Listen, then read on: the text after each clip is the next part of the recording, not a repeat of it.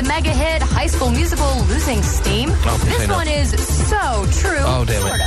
ABC's new reality show High School Musical Get in the Picture, hosted by Nick Lachey, lost in the ratings war Monday night, coming in third place with only 4 million viewers. Oh, my gosh, what a disaster. I mean, anything with Nick Lachey is just a loser. Oh, no. Nick Lachey's hosting this deal?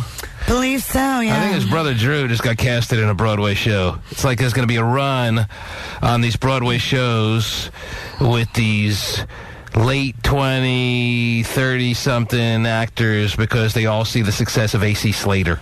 Well, I think, too, with Drew, was the whole Dancing with the Stars thing that got him. Yeah, but everyone thinks they could be in Broadway shows now that Slater did it. I know.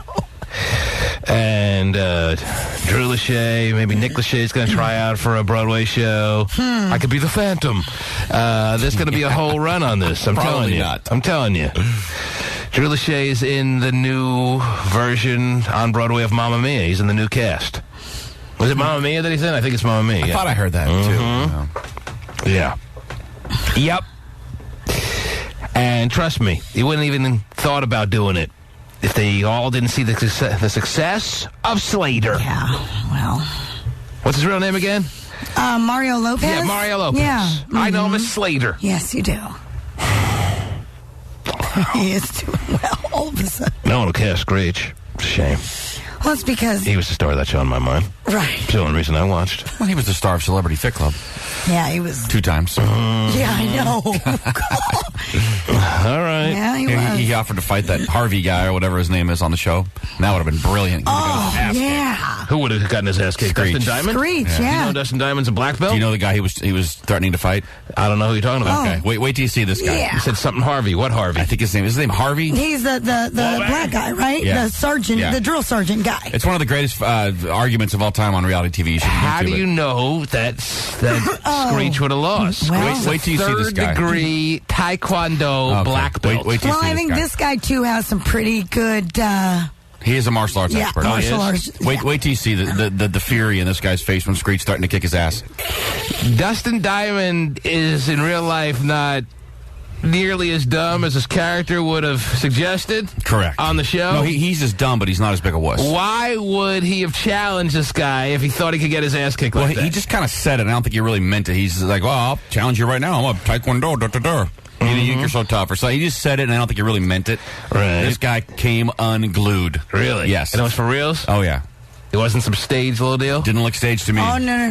What year was this? How many years ago? It was a couple, 3 maybe. 3 years ago? We'll get the audio. It's Is awesome. that the first one? When Yes. the first time he was on? What show? Celebrity Fit Club. Celebrity Fit Club. I don't watch that stuff. Oh, it's great. It's like a Biggest watch- Loser for celebrities? Or Correct. Yeah. What channel is that on? Probably VH1. You get that channel there, Vinnie the Pooh? Have you heard of it? Of course. VH1 has got a lot of people watching a lot of They shows. do, yeah. Celebrity Fit Club, and they have one going on right now, or what? I don't think there's one around now. They're doing I Love Money right now. Yeah, I was Oh, gonna of say. course. Well, I've seen that. I Love Money, so can't miss. Yeah. Oh, yeah. How's Boston doing? He's doing well. Okay, good. Yeah, he's wearing a thong, and he got a massage by 2 women, and Yeah. he's doing good. All right. As I said, VH1 has some quality programming. They do. So on Celebrity Fit Club, they live together or what? No, they go to their own homes, and they come back, and they have So to what weigh would in. have caused, usually it's the tight quarters of living under one roof. Well, this guy was a judge. He's a judge. He was one of He's the one of the judges. guys that- yeah, the And instructor. Dustin Diamond was getting kind of pissed with him, and he Yeah. says, I'll kick your ass if you don't. Yeah. Because you have to understand that Dustin Diamond during this whole thing is a lazy, good for nothing. Why is and Dustin Diamond needing to be on Celebrity Fit Club? 'Cause he's Exactly. 'Cause he's fat. flabby. Fat, Yeah, he's really? And flabby. He's not really fat. He's just kind of gross. Yeah. He's just he's just flabby. He can lose some weight. But yeah, not everyone on there needs to lose 500 pounds. And you're Right, saying it's right. one of the greatest fights in the history of No, reality TV. it's one of the greatest blow-ups, I would say, like verbal blow-ups. This guy comes unglued. And he comes he's unglued and scary. says funny things, or what? No, he just looks really scary. And you can He find is the audio. angry. Oh, yeah, I'm sure it's on YouTube, yeah. Okay, good. I want to hear it. Yeah, it's pretty funny. It's crazy. Remember that? Dark Knight set a Monday record, non-holiday Monday, for the most ticket sales in the history of the big screen. And you're part of the reason, Vinnie the Pooh. Oh, yeah, they got my money. Yes. And you're the latest to tell us that this is one of the greatest movies of all times, or what? Ever. Really? Mm-hmm. Better than Iron Man? You loved Iron Man. Way better than Transformers. Way better than Iron Man, he says You now. love Transformers. I love Transformers. Better than A Baby. I don't know. No, That being come the on. greatest song ever recorded. Ever. That's right. The biggest song in the history of music. History Hey, ever. Is it better than that? Of course. The Joker made the movie. You have the nerve to be wearing a Philadelphia Phillies hat this morning after they put a 6th spot in the top of the 9th up on the Mets yesterday? Oh, jeez. Do you know what you're doing right now to me? Yeah, well, anything really anti-Mets, I'm really with. Not because of you, it's because of my father's a big Met fan, so I like to and kind of you just hate your father like that. No, I Yeah. just like antagonizing. Like he doesn't want me to. He doesn't want me to come around with a Yankees hat on. You're this close to being Christian Bale. Really? Uh-oh. But that's all right. Minus the $20 million a movie. Yeah.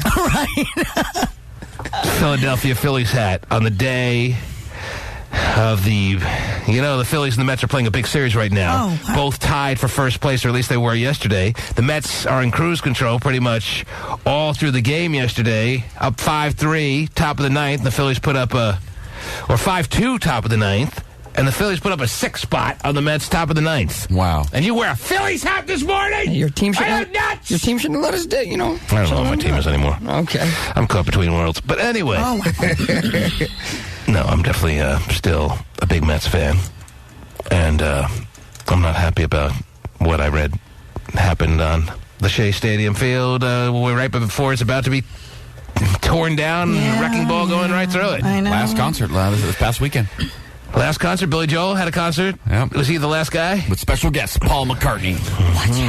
Paul McCartney was like the first show there and then the last show. Well, Paul McCartney had a little help on that show, I remember. Yeah, the first show ever at Shea Stadium. First concert ever allowed on the field were a group, maybe you heard of them, Terry, known as the Beatles. Oh, really? Almost as good as A Baby. Almost. They had a couple of be songs that rivaled A Baby. Just kidding. God. You were not kidding at the time. No, you At weren't. the time, I was not kidding. Right. But now- That's why you can't say you're just kidding now. At the time, I wasn't kidding, but I'm kidding now. Yeah. You can't say you're kidding now. Of course I can. Watch. You watch. were on the record at the time saying this is the biggest song in the history of music. At the time. Now you say, I'm just kidding. At the time. At the time. It's amazing how you can just say, I'm just kidding, and make it like that prediction or that statement Well, I never didn't think existed. you guys would take it like to heart so We seriously. saw the look on your face. Hey, You said it's the greatest song of all time. How are we supposed to take that? At that point. At that didn't even moment, say at that point. moment in life, it was the. But it's not like something has come along to eclipse that song. You realize At that now, point, there was nothing. No, you don't think. No, there really was nothing. Maybe at that time. nothing you knew of. You're telling me between. Nothing in the club that was bigger at that time. You're was that song. telling me between the caveman days and 2007, there was no song bigger than A Baby. But wasn't since then, there have been 6 songs that beat I it. wasn't talking about prior. I was talking about at that time. That's why I say at the time. But you said of all time. You You didn't say said at of the all time. I made it clear with you. You said of all time. This is the greatest song of all time. Well, it doesn't matter. That was doesn't like matter 'cause that you was like a realize how year ridiculous ago. that statement is. No, that's like a year ago.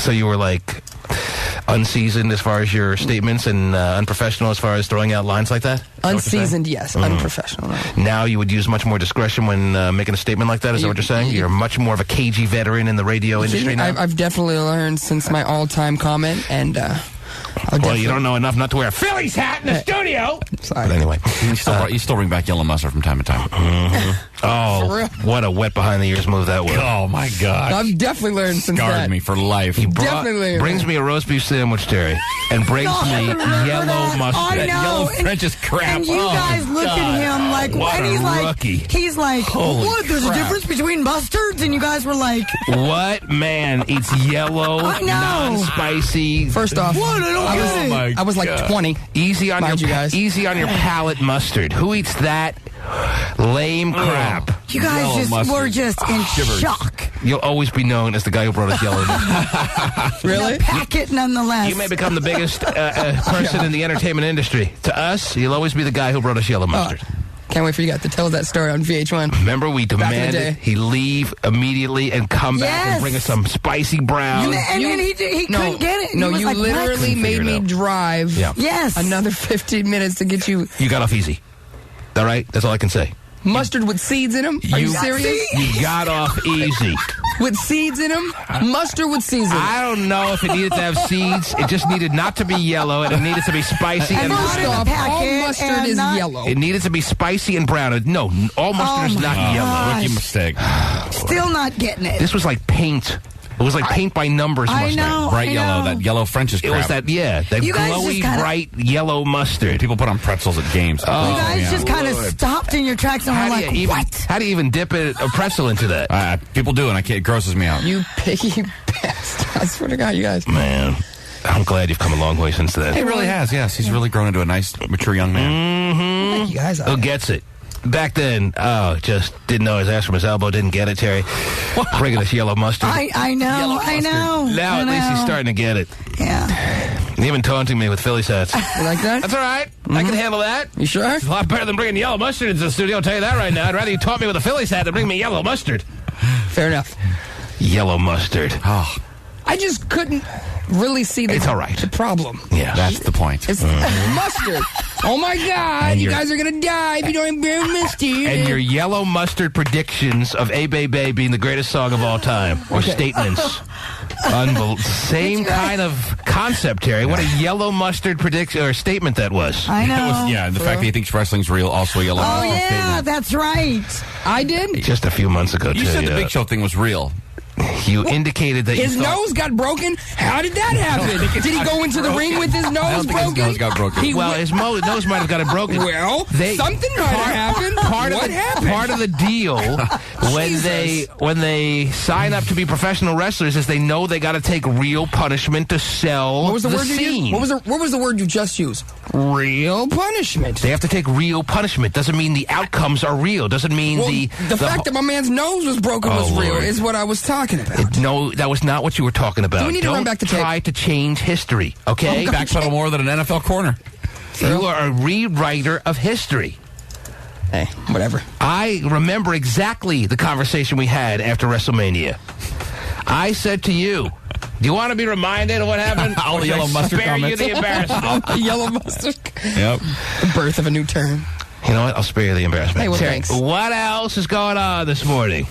Will Smith, according to Forbes. Sparing him the embarrassment because I know. he might get mad at me and bring me yellow mustard later today or something. Can you imagine? Jeez. Take that, What Tina. about Will Smith now, Terry? He, according to Forbes magazine, he was the highest paid actor of the year. Well, he's a yellow mustard actor, Terry. And the world loves him for it. And he is a sellout in a lot of people's minds, but he's an unbelievable success story. And he laughs his way to the bank every single day. Yes, and he became the first actor in history to have 8 straight movies exceed $100 million at the box office. 8 straight movies. The last 8 movies he's made have made over $100 million. With Hancock Talk being- about a can't-miss prospect for the movie studios. You don't think they want to sign Will Smith to the I dotted know. line for pretty I much know. every script they have? Mm-hmm. He brings them in. Johnny Depp. And he picks the right scripts. He does. And so does Johnny Depp, for that matter. Except for that Yes. Bagger Vance crap that he did. That didn't make $100 million, did it? Which one? The Legend of Bagger Vance or whatever. Am I saying it wrong? That must have been 9 movies ago. Really? Yeah. I don't think that one made $100 million. Do you remember that with the golf, stupid I golf? think I do. Right, with, right. with Matt Damon. Yes. that right? Yeah. Yes, it was. Well, because of that Matt Damon in it, maybe it was a $100 million grosser. Hold on. Anything with Will Smith in it is going to make $100 million. Yeah. It's by default. But Hancock was a good movie. Mm-hmm. Not the greatest movie of all time by any means. It was good enough. And the one he had before that with only being able to come out at night and he was the last man on earth, yeah. that was good enough. What was the name of that movie? I Am Legend. I Am Legend. That was good. I remember being, all I need is to be entertained. I put $10 down, just entertain me for a couple hours. Doesn't even have to be non-stop entertainment. Just give me a good ride. Oh, yeah. For $10, what a deal. I said that a couple times. in my Johnny- life. Johnny- Just give me a good ride. It'll be worth my money. Johnny Depp was number 2, and there was a tie for number 3 between Eddie Murphy and Mike Myers. Mike Myers doesn't make many movies, but when he does, $100 million easily achieved. Not in a row for him, but. Eddie Murphy. Him and Mike Myers together have made, 3? Yeah, but I don't think this last movie by Eddie Murphy is going to. Oh, jeez. Meet Dave. Yeah, I don't think $6 million opening weekend. Ridiculous. How much? When you make $5 million opening weekend, when you make $5 million opening weekend, it's going to be a tough stretch to get to $100 million. Maybe you get to 9. Maybe. So, Same with the Love Guru or whatever that Mike Myers pile was. Tasha wants to come on the air. Let's make a moment for Tasha. She thinks we get on Vinnie the Pooh's case because deep inside, we're all jealous. Finally, someone gets it. Really? What exactly are we jealous of now? He's what? What? Tasha, can you hear me? Yes. Yes, you're on the air. Definite Vinnie the Pooh fan here. Tasha, turn your radio down, Tasha. You're confused. Turn your radio down. What can we do for you? You're on the air. I was calling to tell you guys you need to leave Vinnie alone. I think you guys are a little jealous of him. And why do you pick up on the notion? What are you picking up on that gives you the impression that we're jealous? Because you guys are always picking on him. Okay, fine. But what are we jealous of? Because he's younger than you guys. Well, that is something to be jealous of, yes. I would like to snap my fingers and be 24. How old are you, 24? 24. All right, yeah. He's a little more than 10 years younger than me. Well, he doesn't say anything about it because you're his boss, but I think you guys are jealous of him. I admit that, but that has nothing really to do with him. It's just all 24-year-olds. So it's just age? That's the only thing we're jealous of? And with every year that you go younger, I get that much more jealous. Right. You don't think I'd like to be 16 again? Sure. With what I know now? with your paycheck? Do I get to bring my paycheck back with me? That's the key. You don't want to be 16 and poor. No, even if I was 16 and poor again, even if I'm poor again and 16, I just think I was not shy with the ladies, Terry, with the girls at 16, but no girl was remotely interested in doing anything with me. But I think, even if you put me back at 99 pounds or whatever exactly I was, I know exactly what I was when I graduated high school. I'm 6'1" now, and I weigh, well, I topped out at like 205. I'm back at about 175. But anyway, in high school, I grew about 2 inches in college, so I was only 5'11" when I graduated high school, all right? Mm-hmm. I weighed 119 when I graduated high school, kind of on the skinny side. So even if you make me that skinny again, even if I can be Ribby Robbie again, just having more under my belt as far as seasoning as to what needs to be done, I can get laid at 16 now. Right. I can get laid at 15, Terry. Oh, my. You think so? Yes, I think so. I'm not sure. But you want to try. What do you think? But I want to give it a go. I want to give it a go. A girl, yeah, you want to give it to a girl, I hope, yes. I want to give it a go is what I was trying to say. But anyway. So 5'11", 119. But let me ask you this. If I go back in time to when I was 16. Yes. After hanging around for a little while, do I get to come back to here? Because I don't want to have to relive my life because I'm never going to get this lucky again. Oh, yeah, you get to come back. Yeah, you're 16 for a year. Because, just for a year? Okay. Because if I go back in time and I have to relive my life again, I could easily become a bum. No, I don't want to relive my life either. No way. Yeah. One wrong turn. Unlike what Tasha may think, I'm very happy with the way things are going, you know? Right, I agree. I don't want to risk anything. So I don't want to, go back in time and have to have everything happen again because I could easily be a loser. Right. Not that I'm not, anyway, but... He's a rich loser. That's different than being a loser. Right? Yeah. And if you lined up all the women I did get later in life, if you lined up all the women I've taken down, Terry... Not bad. You'd be pretty impressed. You'd put them all up against the wall. We could all look at them. Mm-hmm. And you get Trust to, me. And we get to see them. Hold on. We get to see them at the time you did them. Not how they look now. No, I don't want to show you how they look now. I know that I've met this a chick was couple so hot of in them. 85. Trust me on I've met that. a couple of them. And even the ones you're not impressed with, I'd explain why I did it. I'd explain to you why I did it. Okay. I need you to justify why you get a fat girl. I know she doesn't fit it. Wow.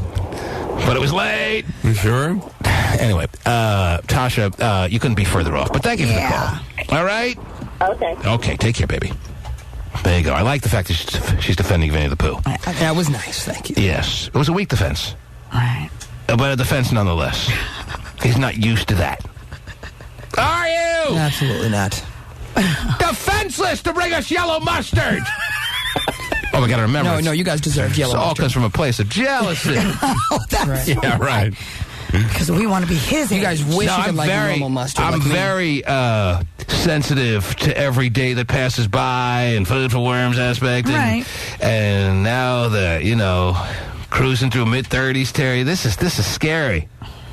Where is everything going? Yeah, I know. You don't think you want to zap me 21? Bam! Come on. And you'll feel the same way. You'll wake up tomorrow and you'll be 36. I'll wait. You'll wake up tomorrow. Okay. That's how fast it's going to go, son. Okay. Listen to me. I'm teaching you. Tomorrow? All right, he's not getting what I'm saying. He's thinking too literally. I know. Yo, wait. Why'd the lights just flicker? Oh, See? Jeez. God's way of saying I'm going to put you back to 21. That's right. Here it comes. All the lights in the studio just That flickered. was weird. You're going to wake up tomorrow and you're going to be my age, 35, 36, whatever I am. I lost count. And it's going to be like that. It'll be amazing. I don't want to wish I was... You're 16. good, no matter how great the next 10 years are for you, it could be the great, and it was for me. I mean, 25 to 35 was the greatest time of my life. Everyone should have as great as 10 years. Got it? And yet, it doesn't change the factor of wanting to go back. And you know what? When I wake up 10 years and I'm in mid-40s, I'm going to want to wish I was 35. Right. Yeah, when I watch Judge Judy now, she always talks about, I wish I was 39 years old again. I'm thinking, 39? You'd love to be 39? Really? That's what you're dreaming about? So no matter how old you are, you always think you want to be younger. It's all relative. Yeah, it's all relative. You spend so much time wishing you were 25. In 10 years, you're going to wish you were 35. Yep.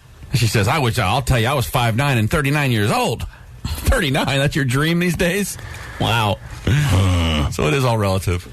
You wish you were 15. Oh, let me tell you. Yeah, exactly. No job. You went to sleep Horrible at school. You went to sleep last night. You were 15. Oh, man. Has the time flown or what? Yeah, a little So bit. you know what I'm talking about. I guess. You're going to wake up tomorrow. You're going to be 60.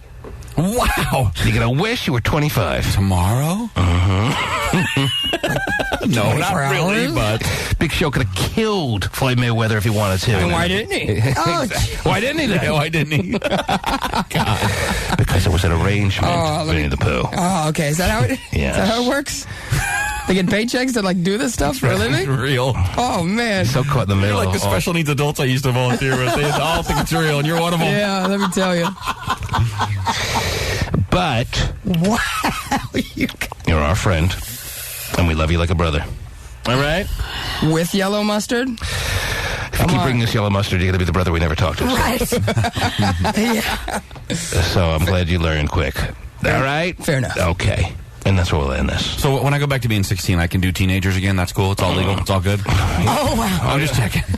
You don't have to go back in time for that. Oh, did you say that out loud? The T-Man Show.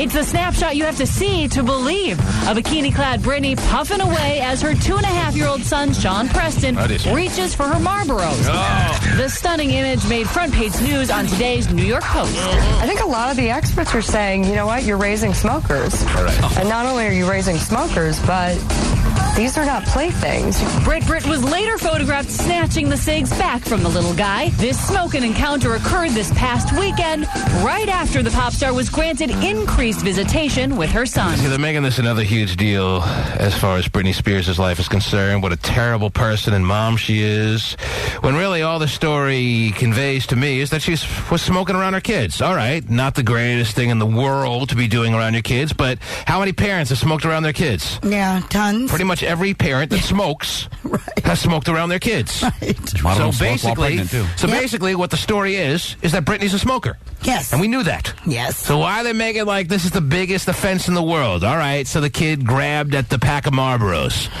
A 3-year-old, a 2-year-old is going to grab at anything that's in their eyesight. Right. He wasn't throwing 4 cigarettes in his mouth, and she was like all laughing about it. He grabbed at the pack of Marlboros, and she took it back from him. Right. And yet the New York Post is going with this picture, telling the world what a horrible monster mom Britney is yet again, because she was smoking around her kids. Right. All right, in 2008, you try not to smoke around your kids as much as maybe they did in the 70s and 80s or whatever. Because I remember when I was growing up, my parents weren't smokers, but pretty much every other kid's house I went over, they were all smoking. My parents were smokers, and I can sure bet as a young one I probably grabbed for the pack. Right. If you're a smoker, you're going to be smoking around your kids. Yep. Oh, but the New York Post is going with this picture. It's all over the paper that Britney had a cigarette in her mouth and was taking the cigarettes out of her kid's hand. All right. So what you're telling me is Britney's still smoking? Yeah. That's it. The biggest deal in the world. It's a snapshot you have to see to believe. Oh, I'd have to see it to believe it. Wow. Otherwise, I could never comprehend what's going on here. A bikini-clad Britney puffing away as her 2.5-year-old son, Sean Preston, reaches for her Marlboros. The stunning image made front-page news on today's New York Post. And they love to trump up Britney's life. Yeah, they do. They love to make her, put her in the worst light possible with their catchphrases and their use of wording and the way they spin it, Terry. All this tells me is that Britney's a smoker. Oh, my God. All right? Right? I think a lot of the experts are saying, you know what, you're raising smokers. And not only are you raising smokers, but these are not playthings. Britt was later photographed snatching the cigs back from the little guy. This smoking encounter occurred this past weekend, right after the pop star was granted increased visitation with her son. Right after she got visitation? And she's not so in the celebratory mood that she actually got the visitation that she's now going to be so on the unbelievable levels of best behavior? Oh, my gosh. What an ingrate. Whatever. A lot of people that grow up with parents who smoke, they grow up can't standing it, and they hate it. Yes. More than anything. My best friend growing up, his dad was the biggest chain smoker in the world, and he always despised smoking. Never try it, never want to. I hate it. Get it away from me. So what they're basically doing here, what she's doing here is raising kids to be smokers. Right. But she's raising kids to hate smoking. Right. She's breeding smokers. Uh-huh. Well, let's put this picture up nonetheless of Brittany and Sean Preston as she's taking the cigarettes out of his hand. The pack of cigarettes that he had grabbed onto, she's pulling it out of his hand. That sounds like a good motherly move to me. I would say so. Those aren't yours. Right. Those are adult items. Yes. Don't touch. Yucky, yucky. Tell the New York Post to call me when he grabs a heroin or a syringe full of heroin. Then I'll look. Then I'll care. Pack of cigarettes not really doing it for me. Grabs it and sticks it in his ass. Oh, man. Then we'll talk about the story. Right. Until then. But Pasty, in case anyone's interested, I guess we'll be part of the problem here. And put the picture up on the tmanshow.com just so everyone can see this horrifying, yet again, another example of Brittany's inability to be a quality mom type picture. Yep. She's a smoker. What is she supposed to do? Right. Well, you could probably place them out of his reach, and She's supposed to curtail her smoking around her time with her kids. Right. All right. Well, in a perfect world, yes, maybe. Right. But we all know that doesn't last. If you try it to be on your best, whatever, for a day, and try not to smoke around your kids, it usually lasts about a day. Right. And then you're like, well, I'm a smoker. They just got to get used to it. Right. Whatever. What else is going on in this wacky world? New stats coming out about oral herpes. Apparently it is... Oh, yeah, I've been waiting on these. What are the new stats on oral herpes? Well, it is up in the herpes college. of choice, by the way. Is it? As opposed to genital herpes, Tari. I think you take oral and you don't look back. Okay. I mean, if you have to choose amongst the herpes. All right. You're looking at me like I'm wacky. Well, if you have to choose amongst the herpes, Tari, you're choosing the oral. You're not looking back. All right. All right. I'm not disagreeing with you. I'm just saying all right. I'm not saying if you have to choose between oral herpes and rainbows and ice cream, Tari, you choose oral herpes. Right. But if you have to choose between the herpes. Right. I gotcha. And to I our would knowledge, agree. there's pretty much two main versions of the herpes. You are correct. And that's the oral and the genital. Now, with my oral, does it show up on the lips or just the tongue? Like inside the mouth or outside the mouth? Big difference. This herpes, just for argument's sake, is not just the canker-sore interior mouth herpes. It is, in fact, the cold sore, embarrassing sore type herpes. Right. Are you going to tell me now you got to go genital over the embarrassing oral herpes? I'm not, but it does change things a little bit. It doesn't make it a lock. See, I made it the worst oral herpes possible because I knew that it wouldn't change I'm your still decision. I'm still in with the oral. You still got to go oral. I hope that some people's alarms are going off right now. I hope people's radios are just turning on for the first second right now when I say, you still got to go oral. What are they talking about? What did I miss? Oh, my goodness. Yes, you do have to take the oral. You got to go oral and not look back, Terry. Okay, we're taking oral. Okay. Anyway. Let's do it. Wow, yeah, that's on the genitalia kind. That's painful, or I heard it's painful.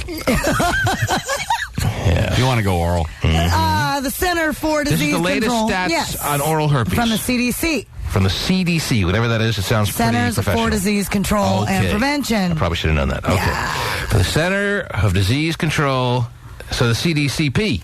Yeah, it's just called CDC, Yeah, though. they just go by CDC. Yeah, I know. I think they added prevention in like the 90s. There probably is already a CDCP that they couldn't make inroads on. No, I think they added the prevention part like later. Oh, really? Like we're not just disease control. We should probably learn to prevent it, too. Yeah.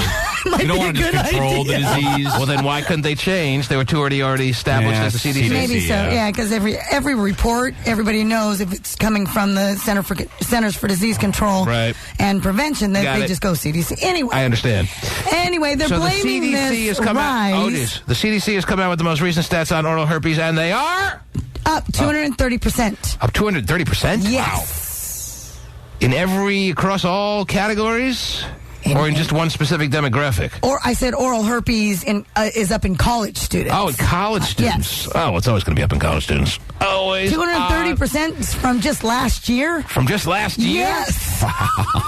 Wait a minute. It's just one. What are you freaking college students up to? I'll tell you. I'm going to enroll. Wait, let me see if I can guess. Yeah, I'm going back to school. Can't wait. Can't wait to get mine. Let me see here. Of course, all the college students are on summer break and they're all sleeping right now, because why wouldn't you be? Well, some have jobs. Some are getting, some got to make money. And some are getting ready to go back to college. You don't get a summer job during college that makes you get up at 7 in the morning. I'm sorry. Some do. That's just a shame. I had a buddy that had a 6 a.m. job. If that's really? the case. Going to bed at 4. You get a summer job at Martio's Pizza and you get up at 5. That's what I would do, yes. You get a summer job as... I don't know. You wait tables. Start your shift at like 6 o'clock at night. Get a summer job at Macy's and start your day at 11 a.m. Yeah. You got to sleep late during your summer months, during your break off. I hear you. Between sophomore, junior year, whatever. Anyway. Get a job at the Ponderosa and burn your wrists on the little hot water. Right. That's what That's you do. the way you do it. And of course, that was a high school job. Dip in the pudding and have a nice day. Oh, dip it in the pudding, Terry. Jeez. If you're offering. Anyway. 2 in the cake, 1 in the pudding. I don't know what that means. Right. The dessert reference. All right, listen. You're telling me that from last year, the last year on record, is that 2006 or 2007? I would say 2007 because... Doesn't specify? No, it doesn't specify, but yeah. Your story says from last year to this year. Yes. All right, so 2007 to this year. From last college year, which might be 2006/2007 to 2007. Yes. Okay. Yes. Oral herpes amongst college students is up 230%. 230%. And you're telling me there's a specific reason why? There is a specific reason why. I should be able to guess this because I'm very in tune with everything that's going on in the world. So give me a moment. Hold on. I got to see what Terry can. Is it gettable? Is it? I think so, sure. Is it something that makes sense? Is it something that I could figure out on my own, being the brightest person you know in the world? Sure. Okay. That's really a shame, by the way. Let's see. What's the reason? That's a huge increase. I think that's why it's become a news story, that it's such a dramatic incline, 230% rise in oral herpes. I like saying herpes, Terry. That there's got to be a reason that makes sense that I could figure out here.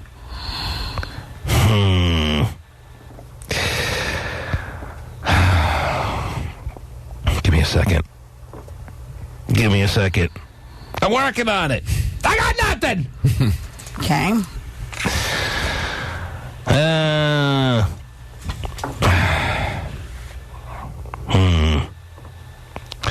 Yeah, nothing's coming to mind, Terry. Nothing out of the ordinary has really started up over the past year that I know of that wasn't existing over the past 5 years. Are they doing more daisy chains? What are we talking? Are we? What are we? It's all because more what are they called? Rainbow. Rainbow. What's it? Rainbow parties? Not rainbow parties, but no. The daisy chain was one, right? And then what was the rainbow routine? Yeah, that's the rainbow thing. Yeah. Rainbow something or other. Yeah, but they're not doing more of that now, and they were doing 2-3 years ago. But that's not really college student. That's not mouth to mouth, though. That's not mouth to mouth. That's mouth to. Oh yeah. Right, but we're talking about oral herpes. Yes. You can only get oral herpes mouth to mouth. I would assume. I don't think if you're inflamed in your genitalia, you're suggesting somebody take care of you. Well, maybe it's because they had the first annual tonsil hockey Olympics. Is that why? That would make sense. The Russians won again. No, that's not why? No. Why would the oral herpes percentage go up 230% from just last year to this year's college run, Terry? Why? Do you want to know why? Let me take take some calls from some college students that happen to be up so early. It's such an unnecessary time during your summer break. Jasmine is calling in. She's a college student. What do you want to say, Jasmine? See if the I don't know if you remember me. know. I called about Soldier Boy a couple of weeks ago, but I was calling because I get up pretty early almost every day. I live in San Jose. I work in Palo Alto at the VA, and I get there by about 6, leave at 6:30 at night. Well, that's a shame. No one should have to, during their summer break, during your college years, wake up so damn early. But all right, maybe it makes you a more prepared person to take on the world, and you'll be making big inroads in the business world once you graduate, I guess, since you're so trained and ready to be up during business hours. I like my job. Like, I don't have a problem with it. Not knocking your job. Just can't we maneuver your job hours to like 11 so you can actually sleep in during the summer and go out? Right. Don't you want to go out at night? I mean, I don't know anybody else in California because after I left, I go to school in Oklahoma. I left and I came back and everybody's gone. Well, you're not going to know anyone in California if you keep going to bed at like 9 and waking up at 6. I mean, yeah. What time do you go to bed at night? You go to bed at like 10, 10:30?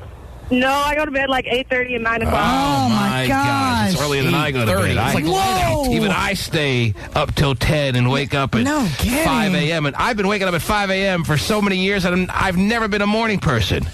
I mean, I party at school. That's where I know everybody. All right, whatever. So, but, like, the whole herpes thing, I don't know anybody personally with herpes at school, but I go to a very small school. I don't think you would know if somebody had oral herpes. That's not something you share with people. You'd be the last to know. Is it going to be a drinking game that's really raising the numbers, Terry? Yes. Like at our school, we know everything about everybody. But what's the drinking game that's come on the scene that's increased the rate of herpes in such a dramatic way that wasn't out there before? I don't know. We don't have drinking games. Oh, not at Oklahoma. Yeah, your school sounds fun. Big 12 schools, they don't drink.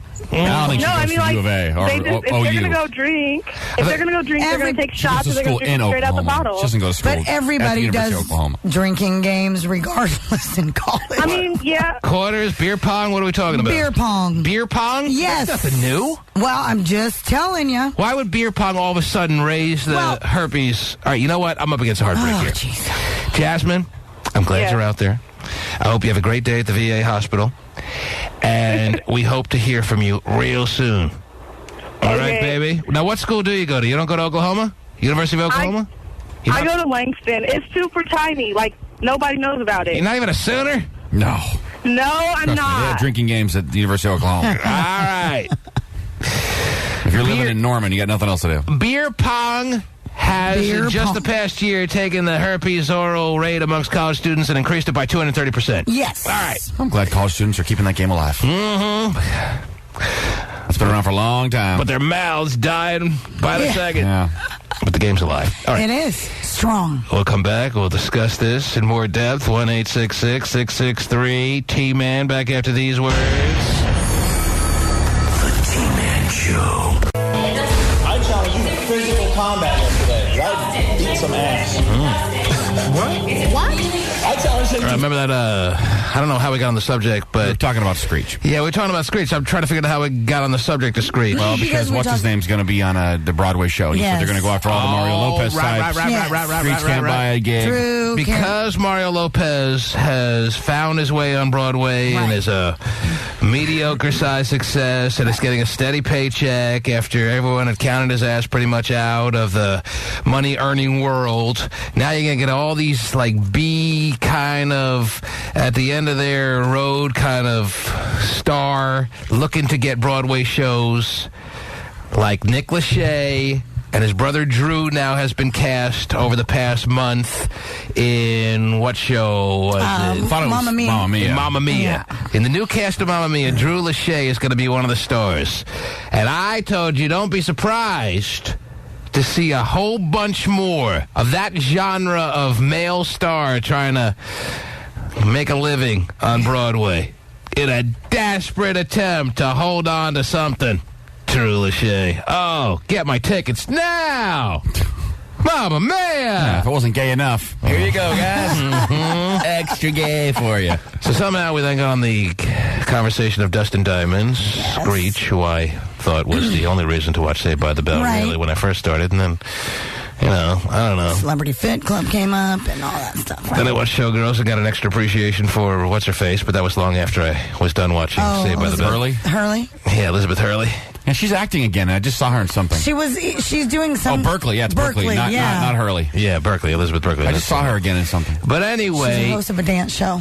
Then you told me about the run-in that Dustin Diamond had a few years back when he was on Celebrity Fit Club. Is that what it's called? Celebrity Fit Club. And dude was getting in his face, and I told you that Dustin Diamond should never be sold short in any kind of hand-to-hand combat moment because he's a third-degree Taekwondo black belt. He claims he's a UFC fighter, too. Oh, you gotta be kidding me.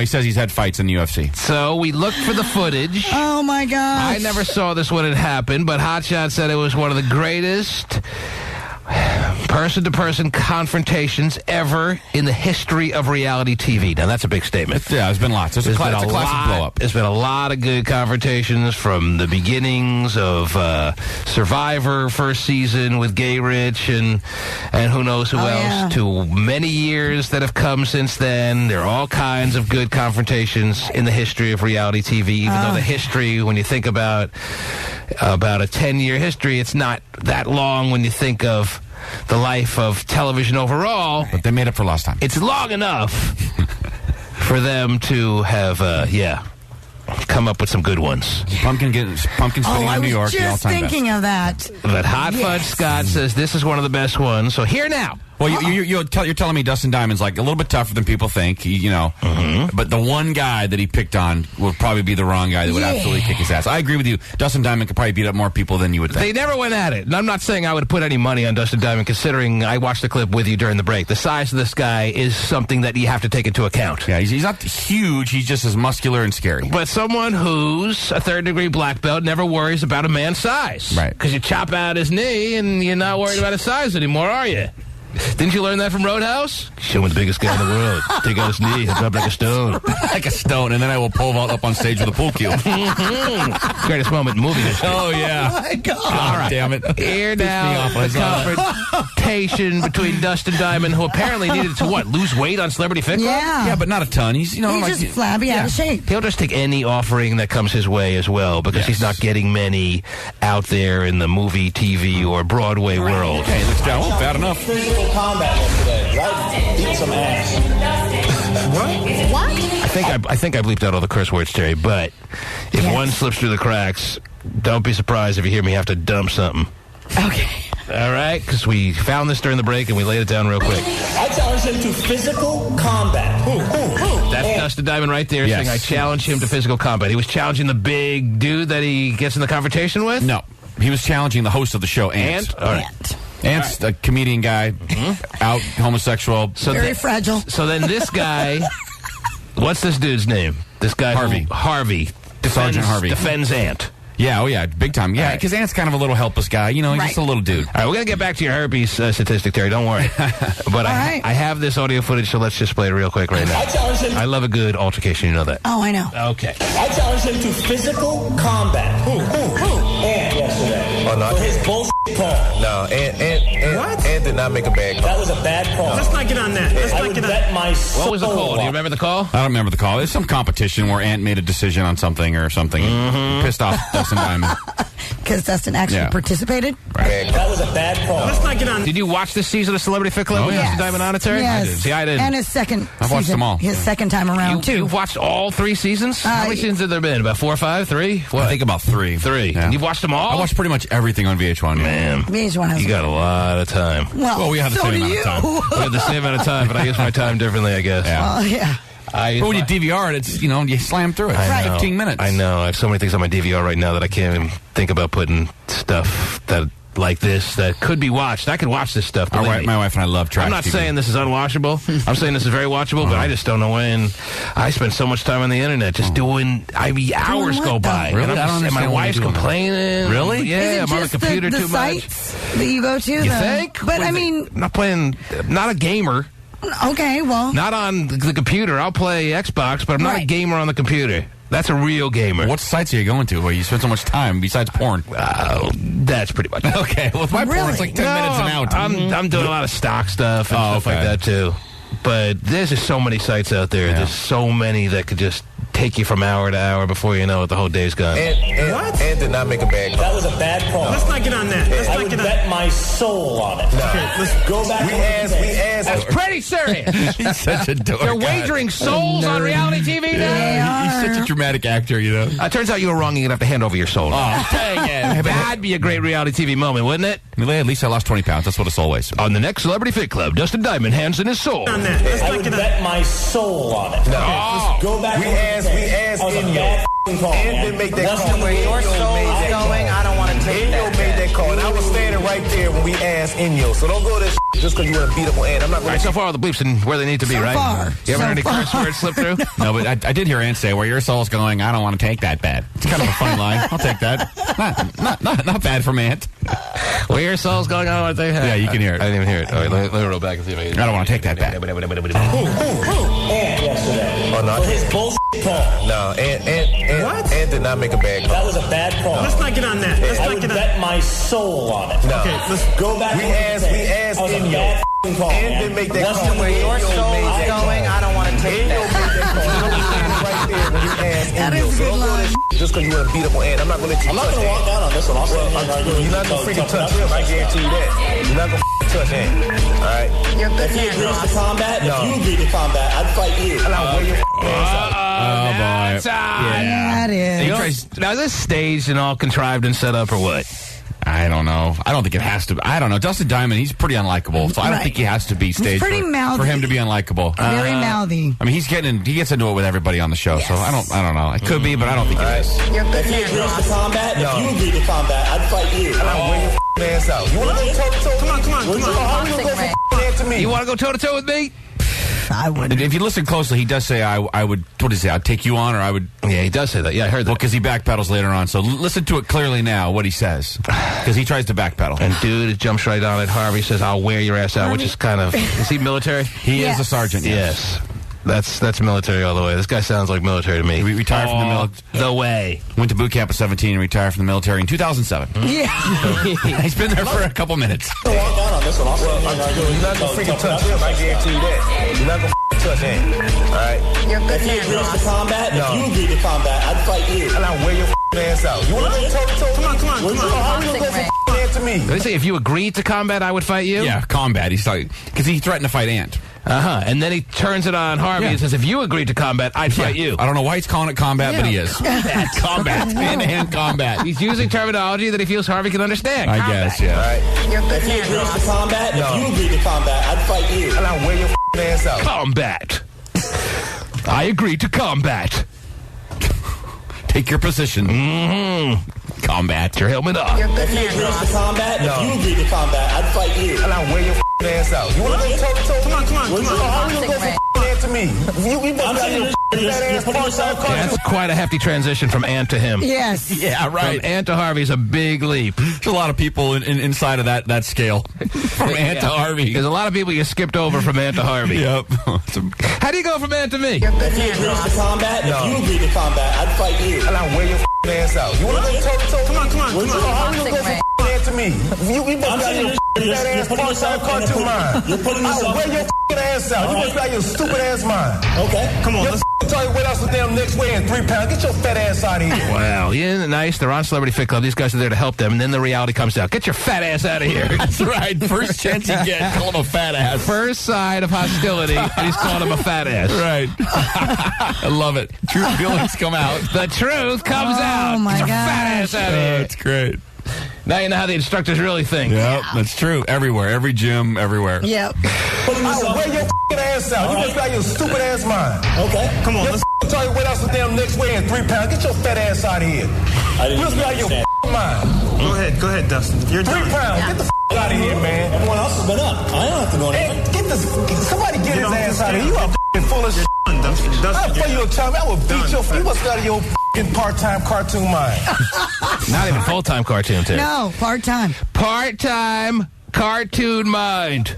Dustin Diamond is kind of like the human cartoon character-looking guy. Definitely. Yes. Screech is a cartoon character. Yes. Not only is Screech a cartoon character, but Dustin Diamond as a person is kind of cartoony looking. Oh, yeah. It's a good characterization. Mm-hmm. And part-time makes sense, too. I tell you a time, I will beat your feet. What's out of your part-time cartoon mind? Relax. You agree?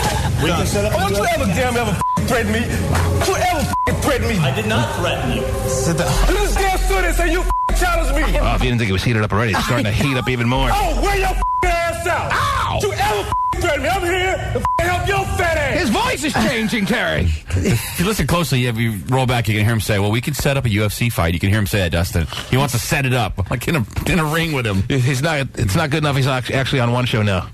Right, yeah. He wants He's lobbying for a new one. Let's take this to another show. Celebrity UFC. I challenge you to another show. Yeah. Relax. You agree? We can set up Don't you ever threaten me? Don't you ever threaten me? I did not threaten you. Sit down. I did not threaten you. I challenge you to combat. Big difference. Big difference. Not exactly a threat. Let me roll back. I will beat your feet. What's out of your part-time cartoon mind? Relax. You agree? We can set up Don't you ever threaten me? Don't you ever threaten me? I did not threaten you. Sit down. You just damn stood there and say you challenge me. Oh, wear your ass out. Oh, jeez. Don't you ever threaten me? I'm here to help your fat ass. No, you damn first. I'm here to help your fat ass. The rest of the contestants are looking around going, oh, great. That's really how he thinks. I knew it. And ladies and gentlemen, this is how your personal trainer sees you, whether you realize it or not. No question. If you were to ever challenge them to combat, they would say the same thing back at you. Great.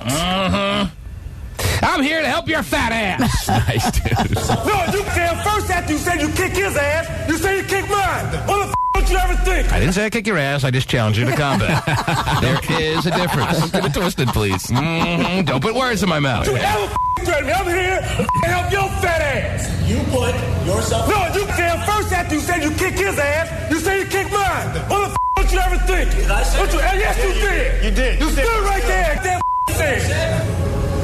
You don't want to on me, boy, because I'll wear your ass out. I will your world out. You're damn right. It's a promise. It's not a death threat. It's a promise. Oh, see, he's not threatening him. He's just promising him. Right. Yeah, it's not a threat. I will do it. It's not maybe I'll do it. I will mess your world up. I don't know why I believe him. Yeah. Yeah, he does unbelievable. I will give him that. He was actually, who was it? The American Idol that went on the Celebrity Fit Club. He was connected with her for a while.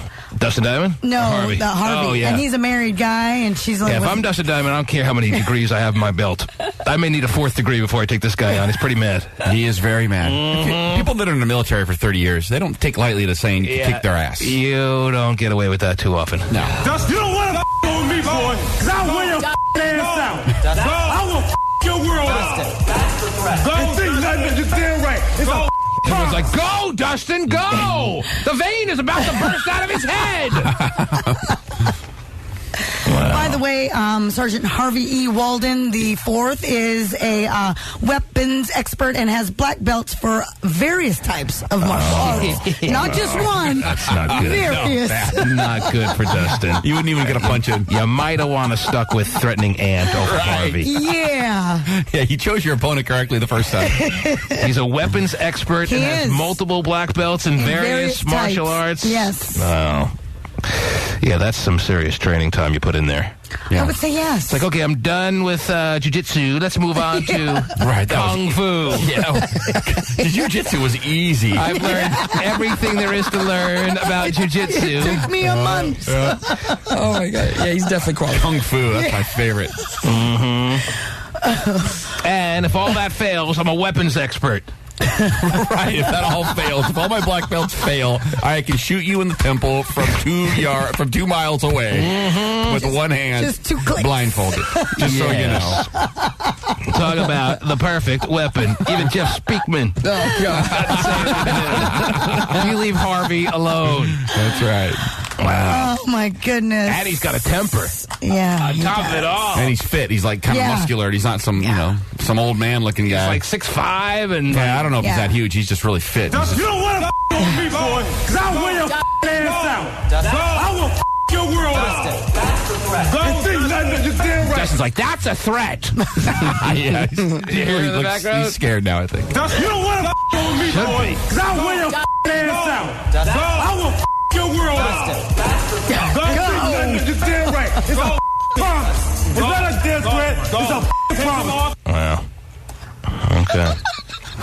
Maybe dead on as far as the suggestion that is the greatest little confrontation in the history of reality TV. It's definitely up there. Now back to your stat, Terry. Back to my stats. What was it? 230% increase in oral herpes Correct. in just 12 calendar months in the world of universities and junior colleges and colleges overall. Probably mostly junior colleges, I'm guessing. Oh, right. They're the ones bringing the average They up. lead the charge. That's right. Mouthful of sores. Easy dumb girls, yes. And you're telling me because of beer pong? Beer pong. Yeah, but I don't get it. Why the 230% increase, though, Terry? They didn't invent beer pong last year. I understand that. They invented beer pong the day after they invented ping pong. Right? Maybe that day. Yeah, I agree, and I don't know why. Whatever year, whatever day they invented ping pong, the guy who invented it said, yeah, this is really boring. Get me a beer. Okay, I got another idea. Beer pong. Hey, what you should try to do is try to hit it into the cup. Mm-hmm. And then if you do, get the drink. Awesome idea.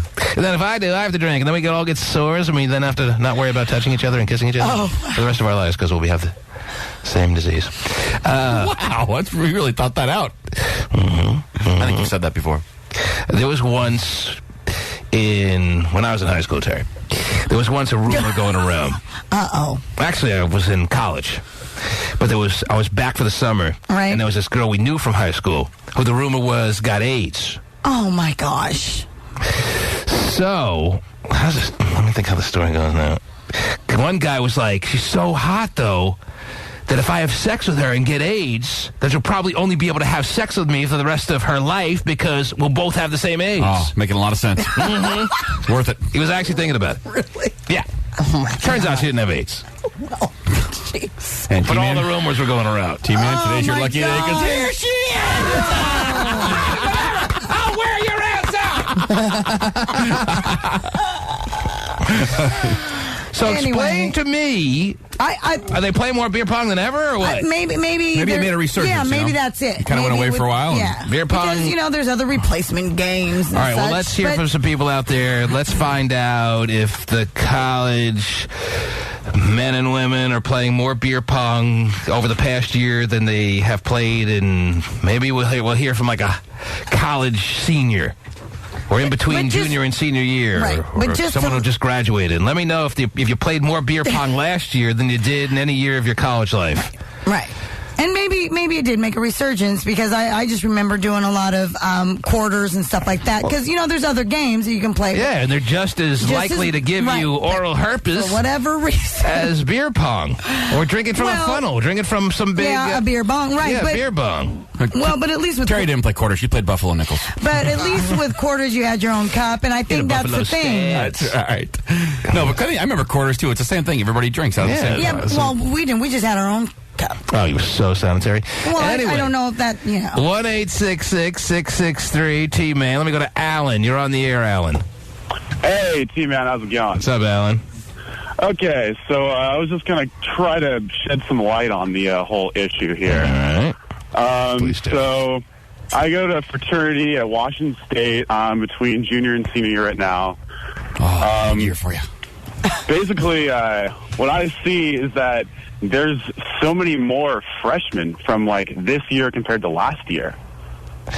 So you just have an increase in freshmen overall? So enrollment's up. There's an increase in freshmen, and then on top of that, it's you get those those little nasty girls that are in the bunch there. My favorite. Oh, because guys can't be nasty. So you're saying enrollment's up overall, so because they're trying to make extra money as far as they're letting more people in than usual? What do you mean freshmen? There's more freshmen than usual. We had they have these 3 towers out at Wazoo. Right, whatever. Stevenson, the dorms. Basically, we just call it the Project of Pullman because that's what it looks like. All right, funny line. Yep. Mm-hmm. So they had a whole tower that was not full, and now it's completely full. And what I think on top of that is that people play it every single night. All right, so beer pong is up. Beer pong is very, very popular at the moment. Yes, but as well, with the number of increase, those nasty girls that are kind of hanging around, they got all the stuff. Yeah. And then all of a sudden, the night gets a little later. How many of these nasty freshman girls have you gotten your hands on? None, man. I like to say my whatchamacallit, I'd say my resolve is high enough to not do that. I mean, why would you want your resolve to be so high that you refrain from dabbling in the nasty freshman girls? Who wants to resolve that? I would never want. What do you mean slip up? Wait, what kind of? Why would you want such a good, solid resolve so you keep away from the freshman girls? Go at them with both fists. Whoa, get him on it. Both of them. What? Both fists. Why are you trying to have willpower to keep away from the nasty freshman girls? No, I'm not saying not all of these girls are nasty. I'm talking about the ones that, like, visibly they got, like, some issues going on with... You're telling me you're staying away from these girls because you could visibly see sores on their faces? Not like that, but it's not like a visible sore. It's more of an eyesore, I'd say. Like eyesore. They have styes all over their face. Okay, well, that makes perfect sense. Thanks for explaining to us. Not really. Let me go to Will in Pleasanton. Yes, Will. Oh, dude. Yeah, I think I'm going to be a senior this upcoming year. Where? And Cal Poly San Luis Obispo. All right. Out in California. And that's a mouthful, and so is the herpes. Yeah, go ahead. The thing you guys are thinking about the beer pong when it was used like a paddle and two players, and you try to hit the cup. Yeah. A lot of people confuse Beirut and beer pong these days, which might trip the statistics, because we play beer pong like 10 cups. You shoot a ping pong ball at each cup, and you fill the cups up halfway and drink them. And everyone's drinking from the same cup. Well, I mean, those games where people drink from the same cup have been going on forever, so it doesn't explain to me why Terry's got a statistic in front of her from the CCU? CDC. The CDC, I was close, that says oral herpes is up in college-age students 230% in just 1 year. Beer pong and Beirut's the same thing, though. Within the last year, so they started having tournaments nationwide, and we have a tournament down in St. Louis, so the winner goes to Fresno, and the winner of that goes to Las Vegas.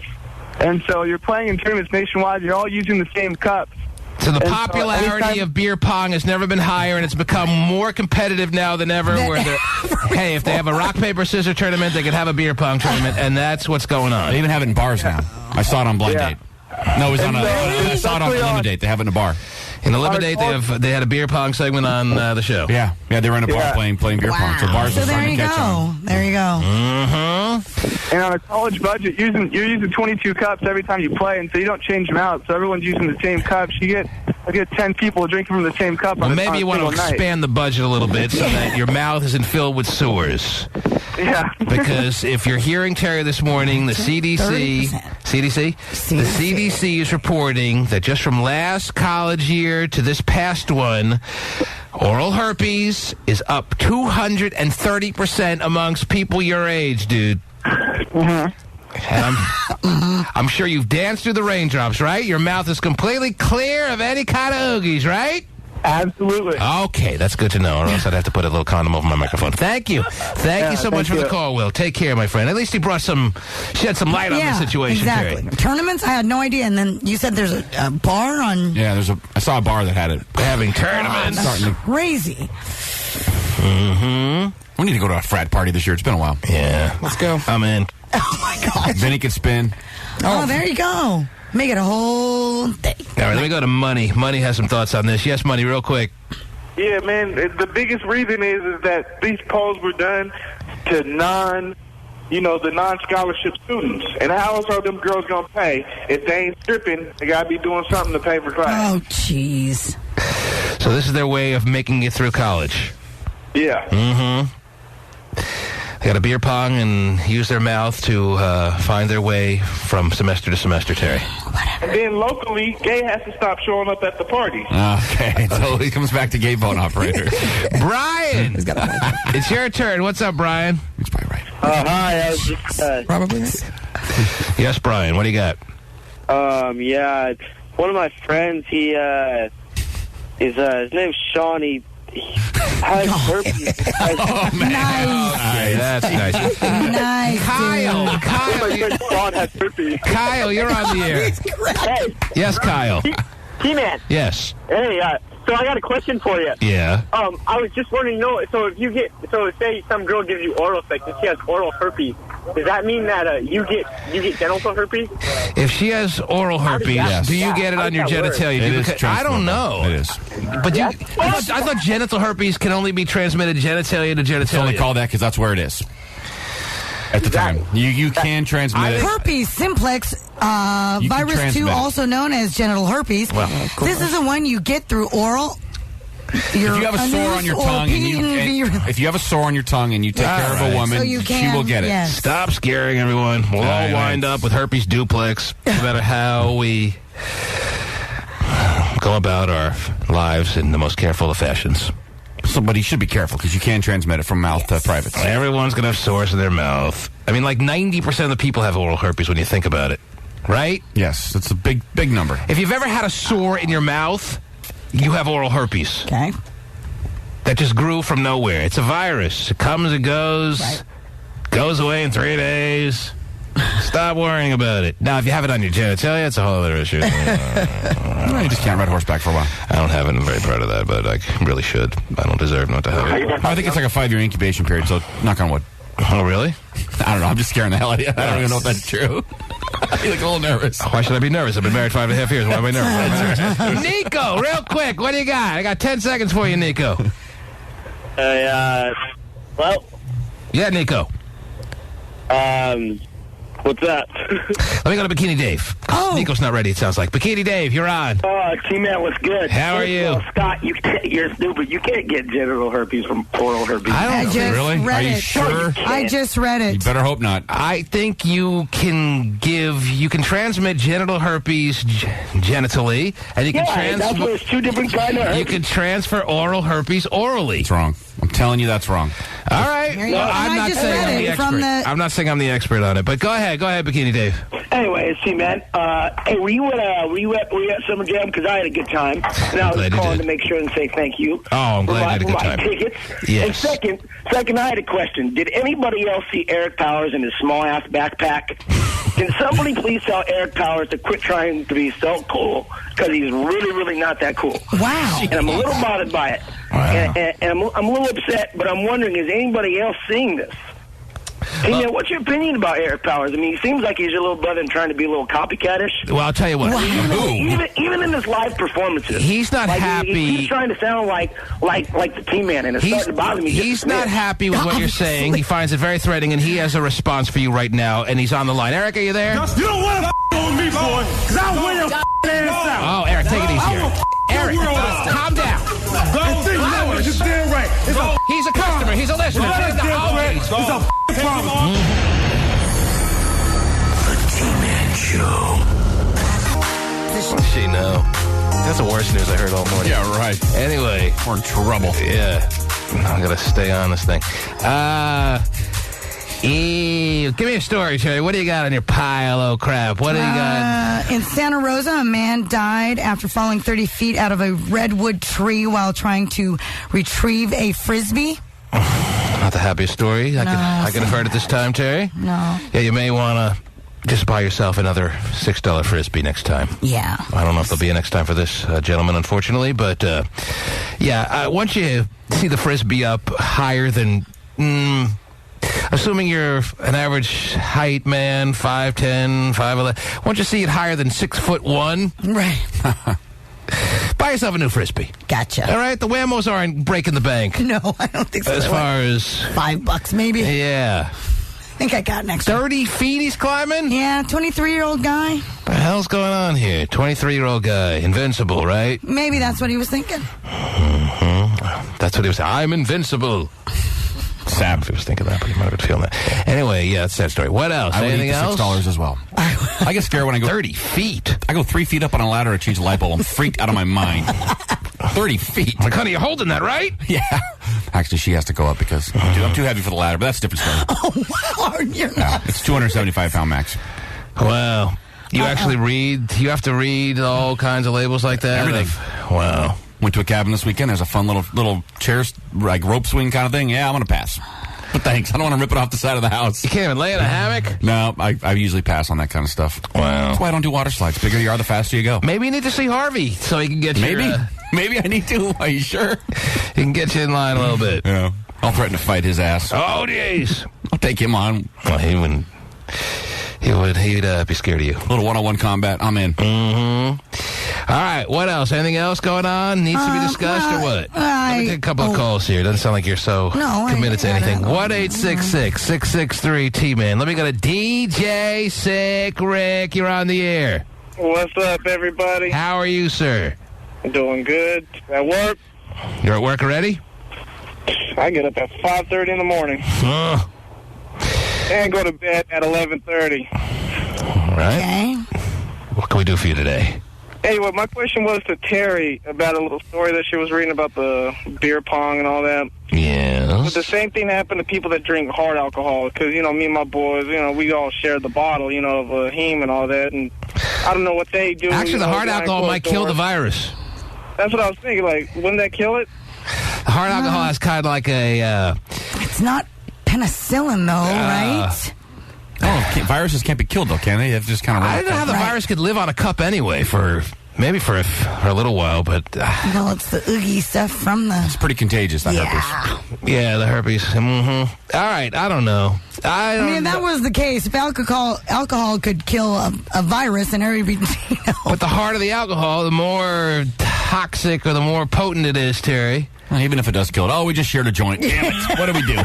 And we tongue-kissed a couple of times tonight when no one was looking. It's true. We had man-on-man relations. Also bad. Yeah, but we haven't got anything yet. Okay. Yeah, DJ Cigarette, I think you're going to be fine. I wouldn't take my chances, though. My aspect is always that everyone's going to be fine. Nikki, you're on the air. Hello. Hello. Hi, Nikki. What's up, baby?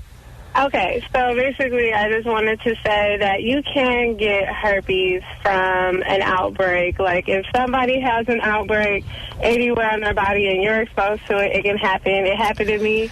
My boyfriend had a cold sore, and I got herpes on my breast. You got herpes on your breast? What? Yeah. You got nipple sores. They're called nerpies. Purple nerpies. Really? Yeah. You actually went to a doctor and that's what they told you had? Is Nikki your real name? No. Oh, smart move. Sticky Nikki. Yeah, I don't think you want to advertise your breast sores. Wow. Step right up, get your breast sores. But it's on your nipple. At least it just looks like part of the nipple. Yeah, a lot of girls have these weird bumps on their nipples. Yeah. But yours are, who knows how big. I don't know. Anyway, all right, thanks for sharing. But I'm saying what I was talking about and what Bikini Dave was making reference to was that your classic genital herpes and your classic oral herpes... If someone has oral herpes, they can't give you genital herpes. I see what you're saying. You can get genital herpes from genital contact. I'll tell you, if a guy has oral herpes and he does this thing to a woman, she will have some sort of herpes on her privates. Whether or not you want to call it genital or oral. If a guy has she oral has herpes, the same strain that he has on his mouth on her what the hell privates. is a guy doing down there anyway? That's a good point. If a guy has oral herpes, why is he getting out of that? If a guy has oral herpes and he's down there nibbling on a manly or whatever, and you're saying that she's going to get genital herpes from that, I say no. She's going to get the strain of herpes that he has on his mouth on her privates. Well, that's not genital herpes, though. Well, it's herpes on her genitals. You can call it whatever you want. It's probably painful and probably doesn't want it. It's probably not as painful or as serious as genital herpes. It may not be the big warty kind, but it's, Of course, we're just speculating. There's been, between all of us, we have, let me count it up, you and 0 years of medical school. Okay, 1-866-663-T-Man. Let me go to EJ. You're on the air, EJ. What's up? Yeah, man, what I was trying to say, though, is that my folks don't play no beer pong, so they must be interviewing all the white people for that. Black people don't play beer pong? I've never played beer pong in my 5.5 years of college. What do... Black people don't drink beer as much as white people, I think. Or Well, I mean, I don't know about we still that. drink beer. We still drink beer, just not as much. We don't take a whole 30-pack of beer, just down in 6 hours. White people love drinking games. Black people keep their beers to themselves, though. Pretty much, I would agree with that. Big bottle. Yeah. Rip label. Right. And that's wiser in obviously now another way that we're learning this morning. You shouldn't be sharing your cups. Yeah. Well, I mean, so they must have been interviewing everybody in the previous years and then just stuck to the white frats this year or something because they realized that, hey, black folks, they ain't playing beer pong, so they're not getting herpes like that. Mm-hmm. There's a big list of things white people love. That's one of them, beer pong. Along with wine tasting. And ping pong. You don't see many black people out there playing ping pong, so it probably makes sense that it doesn't carry over to beer pong. I know one guy who really loves it. You have a friend? In college, yeah. He's 6'6" and he can kill anybody. And that reminds me, I have a friend named Billy Hughes who's a really good ping pong player. Black dude. Yeah. Really? Mm-hmm. So there goes that. We had some major wars on the ping pong table, Terry. Oh, yeah, so did we. Yeah. It gets really heated. But then we made up and tongue kiss and gave each other herpes. So. All right. Yeah, it all worked out just one. The T-Man Show. It's a once-in-a-lifetime real estate deal. Single mom Devin Trebosh is trying to sell her home in West Palm Beach, Florida. Oh. It's got 4 bedrooms, high ceilings, and it's in a beautiful gated community. But the home also comes with a very unusual extra. In a down real estate market like this, a person trying to sell their house You might... hear that, Terry? 4 bedrooms, high vaulted ceilings. All right. Nice. West Palm Beach. Anything more than $20 I'm out. $20. Yeah, tough market. It's a gated community. Sounds great. All right, $25. It's got 4 bedrooms, high ceilings, and it's in a beautiful gated community. Yeah, but no one can get a mortgage, so forget about it. But the home also comes with a very unusual extra. In a down real estate market like this, a person trying to sell their house might sweeten the pot by throwing in, say, a flat-screen TV. Or, in the case of Devin Trebosh, the possibility of her hand in marriage. Believe it or not, Devin has... You buy the house, you get to marry the bitch. Oh, wow. what a Nice. deal. Okay. Well, who does she think she is, Terry? Oh, if you buy my house, you get to... Is that what she's saying? You get to marry me? Yes. Looks that way, yeah. Such a privilege. Please.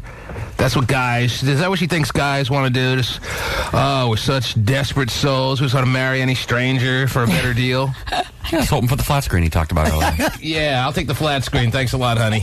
Or, in the case of Devin Trebosh, the possibility of her hand in marriage. Well, the possibility of her hand in marriage. You're not even guaranteed if you buy the house. So really, it's basically nothing. Because every situation that you get involved in, every woman you meet, there's always a possibility you could get married. Yes. So she's offering nothing. There's no extra. She's talking about an extra. Where's the extra? Of her hand in marriage. Believe it or not, Devin has placed a house for sale ad on Craigslist that reads, Dream Home, Princess Bride included. You're the Princess Bride. Princess Bride, yes. The ad features a couple of photos of the house and I need a couple of photos of her now, okay? Forget about the house. I want to see you, baby. How old is she? Did they say how old she is? I think they do, yeah. I think she's 46. 46? I'm sorry. No Princess Bride here at 46. If you're a day over 26, you lose your rights on being called the Princess Bride. Never saw a 46-year-old princess before? 46-year-old princess? Oh, come on. You can forget it. Nope. Sell your house like everyone else. Jeez. Stop coming up with... They can't. Stop coming up with cheap gimmicks. Oh, yeah. Like yourself. She does seem cheap. Mm-hmm. All right, let's hear from her. Princess Bride included. Right. You're the Princess Bride. Princess Bride, yes. He's like questioning. He's not even sure, the reporter. So you're the Princess Bride that's being advertised here? And they made me cover the story. I can't believe my people back at the news shop set me out on this ridiculous gig. I hate my life. Not what I pictured at Syracuse. Mm-hmm. When I went to broadcasting school, they never talked about this. Princess Bride included. You're the Princess Bride. Princess Bride, yes. The ad features a couple of photos of the house and a couple of 46-year-old Devin, too. 46-year-old Devin. 46. Calling herself a princess. Well, she... Sue her for false advertising before you even look at the house. Come on. I've seen the movie The Princess Bride, and she looks nothing like her, I'm sure. Mm-hmm. Probably looks more like Andre the Giant. Right. Now that I think about it. Now that I'd buy. Right. The ad features a couple of photos of the house and a couple of 46-year-old Devin, too. Home and princess in immediate need of a Prince Charming, it says. Someone who wants to share and create magical moments for life. So what we have here is a desperate woman who can't sell her house. Desperate to sell her house. Desperate times for everything these days. Desperate to find a man. Desperate to sell her house. Pasty printed me out a picture. And? Wait a minute here. Is she looking so desperate? Better than I imagine from hearing her smoker-sounding voice. I got a house with a baseball table. If you're going to... I'm in. I don't know. If you're going to be hooked up with a 46-year-old woman, she's not the one you put last in line. Let me just put it that way. All right. But if that's the picture she's providing for you, I need a couple candids. You know. Yeah, I need a couple of candids. Yeah. I don't need... Let me see what she looks like. I don't need the picture that it took you 300 pictures to find the right one to showcase. I don't need that The best soft, side of you? I don't need that soft glow like a senior photo, all right?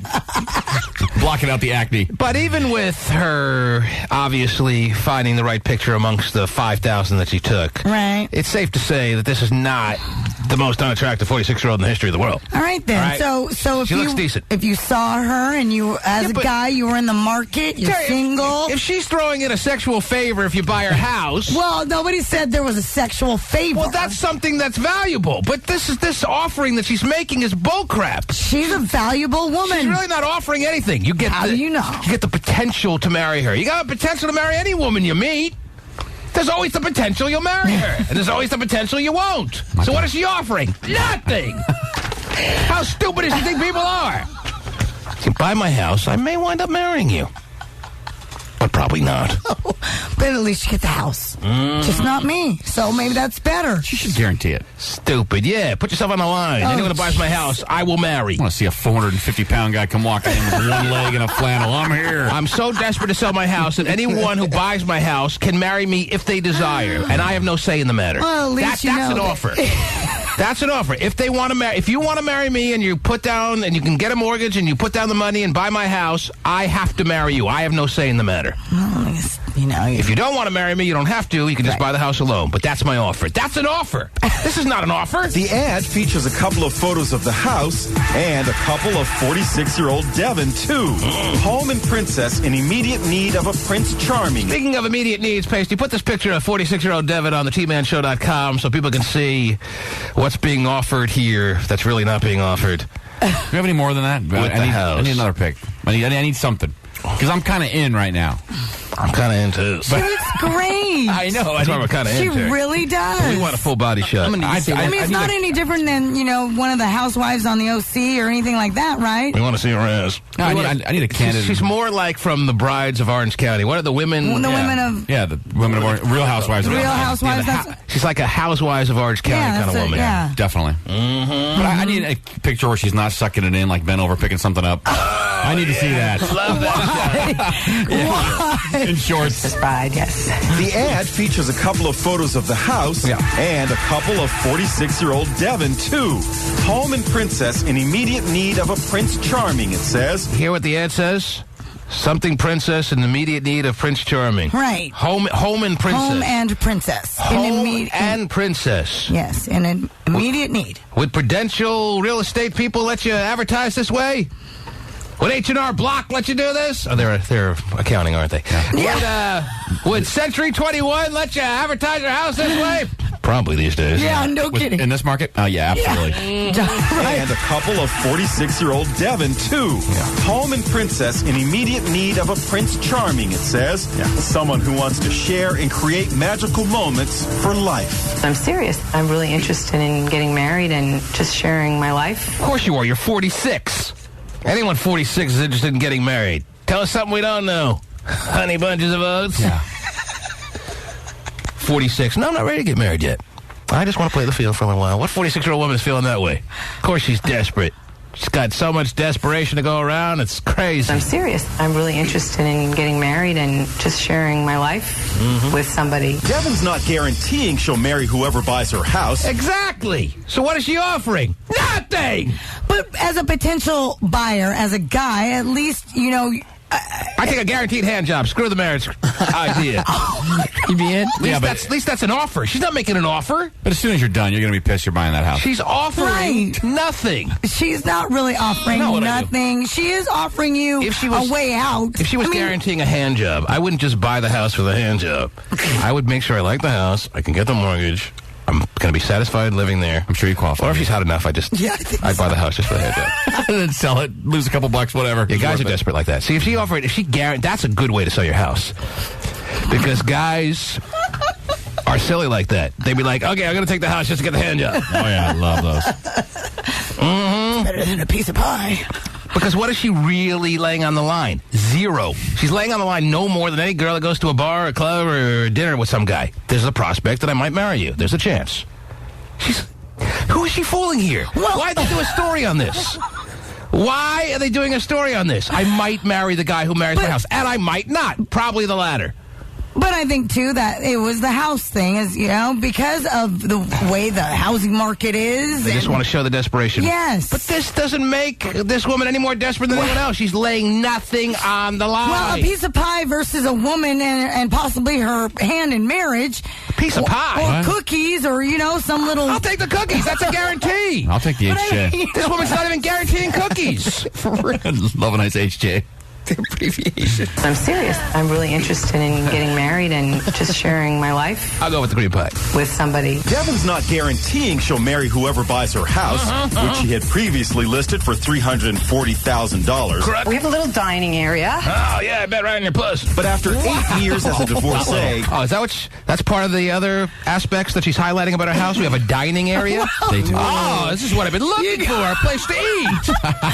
You know, you take Honey, this is exactly what we wanted. Remember those 6 other houses that had no place to eat? But you take a little tour, you know, the virtual tour that's always offered. We have a dining area. I would assume in the house there's some place where you can sit down and take a paper plate to the knees. Nope, all kitchen, all bathrooms. Nowhere to eat. Sorry, try the next house. Wow, what a revelation. A dining area. I've never heard of such a thing. Yeah, nice. Dining area. We have a dining area. Really? Wow, sign me up. What kind of crap is this lady selling here? Huh? Wow. Answer me!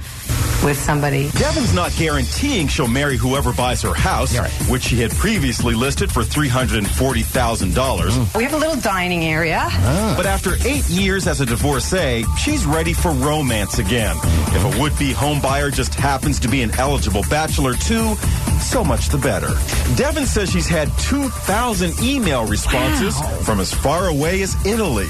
Ciao, Princess Bride. Her 21-year-old daughter, Haley, is all for the idea. I think it's better than online dating or meeting a guy at a bar. So, bachelors, if you're in the market for a home, Devin's in the market for a husband.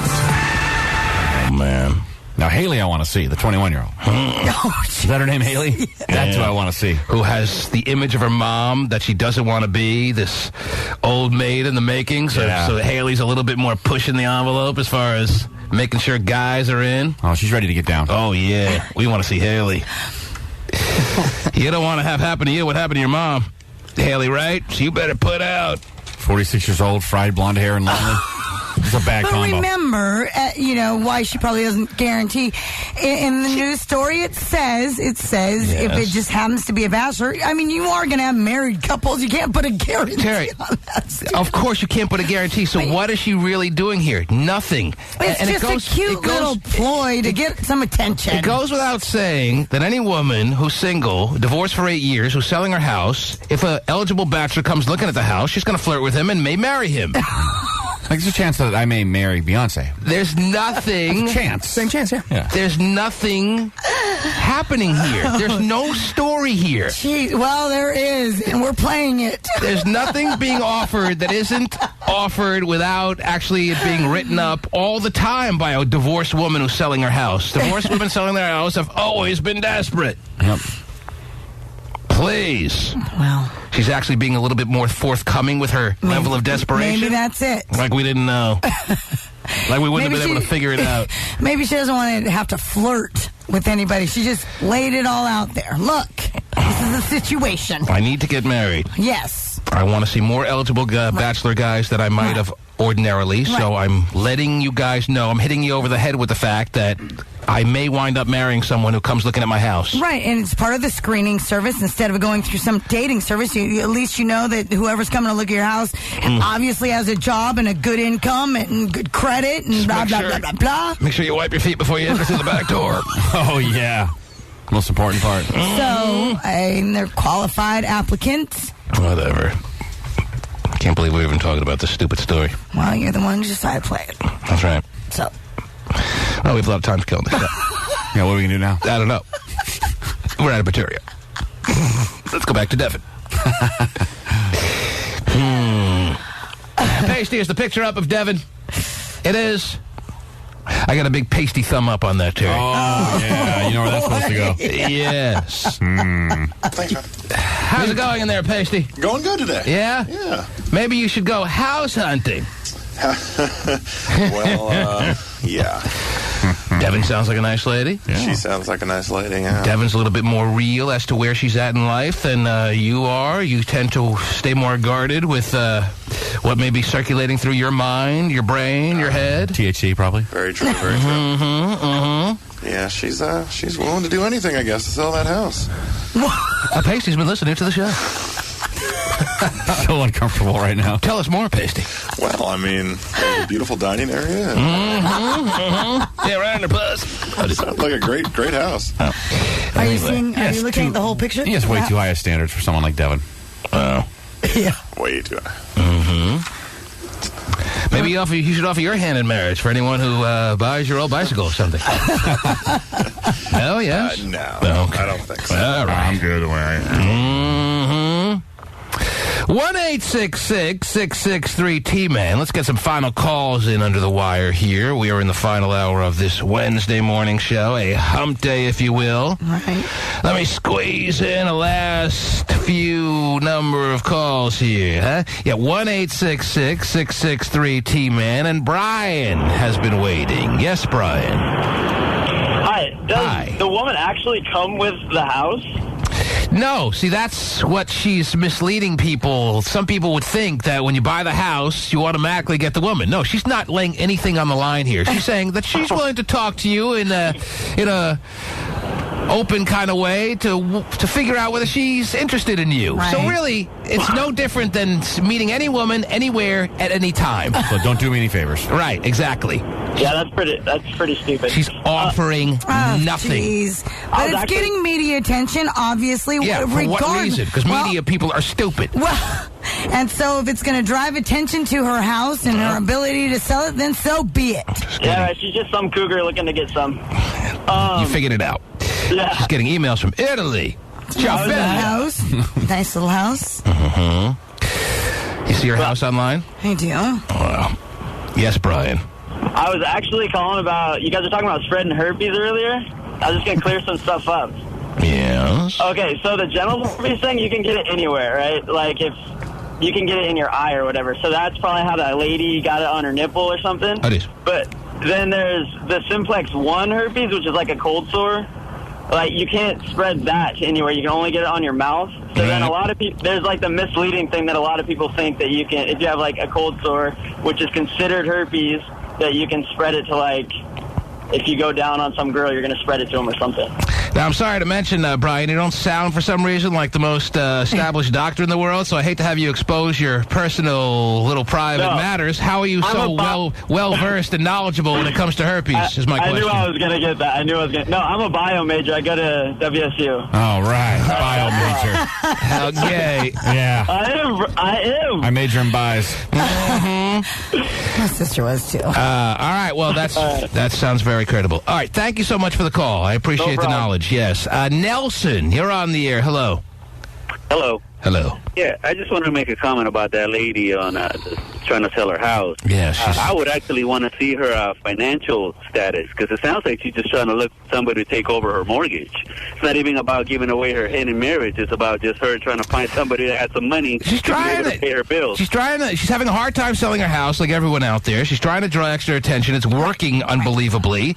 She's getting publicity over this stupid offering that is basically her offering nothing, and she'll probably be able to not only get extra interest of people, extra eyes looking at her house advertisement, but she will be able to jack up the price of her house overall when it's all said and done because of the stupid idea that's working for her at the end of the day here. So, hey, kudos to her, I guess.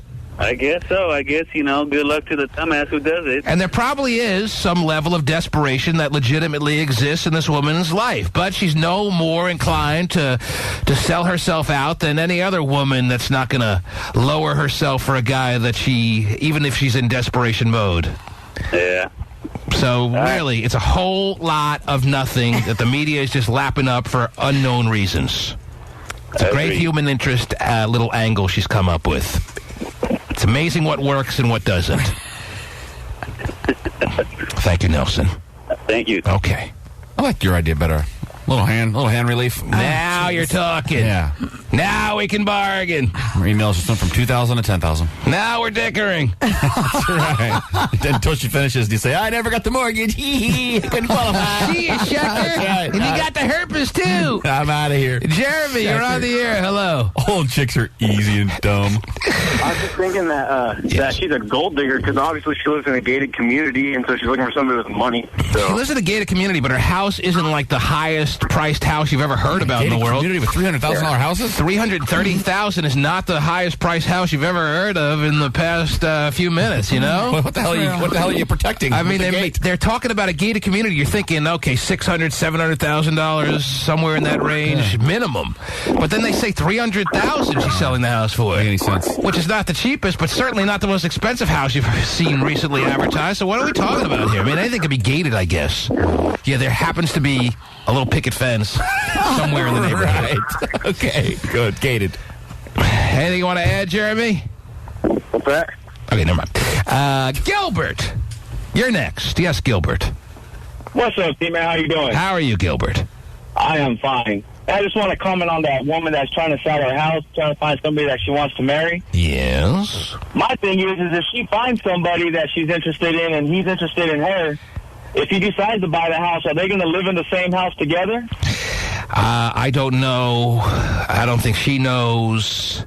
I don't think she's going to think to herself, well, I was ready to move out. I have everything in boxes, but it's worked out perfectly. This is the man of my dreams, and I'm staying. I don't see that really being the final page of this fairy tale story that she's working on here. Yeah, I just think she's just looking for somebody that has money. She's just looking to jack up the price of her house to dupe the media, which is easily duped into covering this silly story, and it's working so far every step of the way. And I don't doubt at all that she's looking for a husband. But she knows she ain't going to find it this way. She's not going to marry the guy who comes looking for her house. She's going to get a lot of creepy guys, but as long as they have money, she's willing to talk to them. There you go. Well, typically, the owner isn't there when you look at a home, though. That's what I don't understand. Usually with the real estate agent, right? The owner's not there. They usually want the owner to be out of the house. Right. It's usually, that's the way it works. So what is really going on here? So you can rip the hell out of it when the owners aren't there. Who would buy this piece of crap? Look at that decoration. It's awful. Keith, you're on the air. I'm sorry, what? The day they have women actually getting so desperate that they start offering handjobs, then wake me up, Terry. Keith, yes. Really? Yes. Oh, yes. Dan, we got a story. Yeah, I'm just calling because I think personally it sounds like she just wants to marry the guy, get him married, and then divorce him, keep the money, and keep the house. That'll be quite a strategy. Yeah. Sounds like the going rate. You know what's going on these days. She can't afford the house. Keith thinks she can't afford the house anymore. So she's going to dupe a guy into marrying her, right, and then get half the house back. Right. Oh, well, yeah, she just divorces him and keeps the house anyway. And the money. That is quite the elaborate plan. Thank you, Keith. No problem. Take care. Mo! You're on the air. What's up, Mo? What's going on with it, man? Hey, Mo. I just wanted to know if maybe Terry knew if there was a Miss Liz that was on the tray cam. Mrs. Liz, yeah. Yeah. Oh, is that the Filipino girl? Yeah. Is she Filipino, Terry? I believe she is, yes. I saw a girl earlier today on Terry Cam that looked really nice. Yeah, Is she like a newbie or what? No. She's a reg. She's a regular? She is a reg. I've never seen her before. Oh, yeah. Big time I've seen reg. Miss Kitty. I've seen... Miss Kitty's on Thursday. Brandy from Wisconsin. Yes. I've seen all the ones that I think are regular. Who's the one who always wears the stunner shades? All Day, who's on cam now. I've seen All Day. Raquel. I think, I think I know all the female regulars. I saw the woman and I saw the girl he's talking about earlier today, and I've never seen her before, and she definitely, I meant to bring her up to you, Terry. Did I bring her up? No, but... I meant to talk to you about her. Where'd she come from? Who is this girl? And now Mo's all over it. I got competition. Mrs. Liz is claiming she's not Filipino, Terry, so nice work. Oh, I thought she was. Mrs. Liz is on cam still this morning? Yes. Right now? Well, she's not on cam. She's on the chat room. She's still in the chat room. Well, why is she not on cam? She was on cam earlier today. She got bumped. You bumped her, Terry? For gay? Yeah, for no, not for gay. Terry doesn't like not being the center of attention. Oh, okay. That's what it is. Still the center of attention. So she bumped Miss Liz because Terry wasn't appreciating that she wasn't getting enough commentary this morning. Actually, I did it. I kept Mrs. Liz enabled so that because we're trying to put new people on, and so because she's Who's we? No, nobody wants new people on. Put the hot girls. Translation, Terry doesn't want anyone hotter than her on Terry Cam. No question. There's plenty of hotter chicks than me on Terry Cam. No, you know, it's not Gay true. phone operator's not a hotter chick than you. Well, maybe a little bit. Brandy Anyway. from Wisconsin is. Is she on there? She was earlier. Well, you know. I just wanted to know if anybody knew if she was spoken for. Yes, that's why her name is Mrs. Liz. Well, guys don't pick up on that stuff. Apparently not. Yeah. Is Mrs. Liz going to tell us what exactly her status is based on the Mrs. aspect, the prefix that goes before Liz? We assume that she's a married woman. Could you tell us for how long, if she's happy, does she cheat? All that good stuff. Valid question. Can you get a complete rundown of her vitals right now, please, Terry? Well, her husband was on Terry Cam with her this morning. Whatever, doesn't mean anything else. Jeez. Could you get her to list her vitals on Terry Cam for me and Mo right now? Hold on. I'm waiting. Mo? What's up with it? I only caught her for a couple of seconds. Does she look that good or what? That's perfect, man. You fell in love with her? Yes. Really? Mo, what did you come in under in the chat room? No, I just You're went on, a lurker? Yeah, I'm a lurker. He's a lurker. Sound like a good All lurker. right, I don't really get all into that. All right, he's not a chatter. He's a lurker. So he wants the vitals on Liz. I'm waiting. How long does it take her to type? She's not talking. She's a one-finger typer. It's the lurkers you can never trust.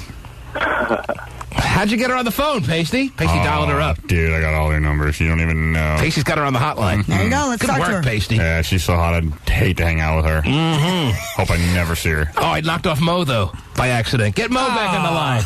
I punched up Mrs. Liz, and sometimes if I don't lock in the call that I have on when punching up the next call, I knock off the one. So I got to lock them in. Mrs. Liz.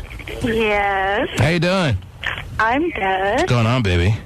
I'm good. Turn your radio down. Yeah, I'm turn it down. All the way. Yeah, I'm turning. Okay. All the way, baby. Deeper. Lower. Mrs. Liz. Yeah. First off, I've never seen you on Terry Cam before. How long have you been a member of the Terry Cam community? I don't know.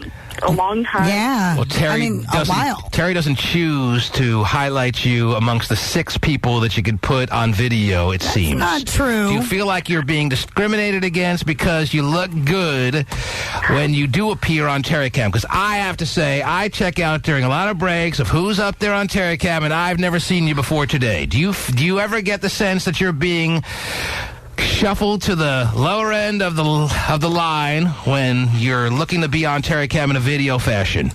I'm always on Terry. Really? Always. All right. I've never seen you. I'm always on there. I've never seen you. Mo's never seen you. We're seeing you for the first time. Now, with that said, all right, she doesn't feel like she's being knocked down. It seems.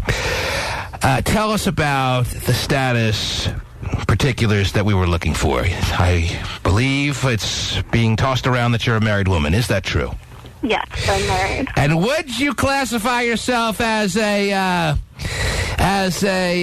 what's that term that people use? A happily married woman. Yeah, that term. Okay, right. Yeah. Happily married woman. Would you call yourself a happily married woman? I'm happily married. Wow! Come on. It's a shock. How long have you been married, Liz? Almost 2 years. 2 years? Yes. And don't lie, or else I guarantee you, upon your passing from this world, you'll go straight to hell if you lie to me right now. Believe me, I have that kind of clout here on this planet. What if there's no God? Don't lie. There she is with her husband. Promise me. Oh, her husband's chimed in. Oh, yes, he's standing right next to her. In a very protective fashion, her husband is now standing next to her. Hey, you don't have to worry about me, dude. You got to worry about Mo. Because I'm a, what's that term again? I'm a happily married man. You Do what are. now? I'm a happily married man. Okay, I didn't think I heard you. So I There he is. Get out of here. You're ruining this. Oh, boo. Suck. Boo. Why does he got to lurk over you? Speaking of lurkers. But you know what? This is the first time I've seen him, actually. You know, why doesn't your husband show the confidence and allow you this moment on your own? Why does he have to, now perch himself on your shoulder, Miss Liz? What is the problem with him? He was on cam today. Whatever. Yeah, he was. When I saw you, you were all by yourself. All right, let me ask you that question I was going to ask you because I'm running short on time here. Well, now he's standing over her shoulder. She can't answer my question, honestly. Isn't fun anymore. She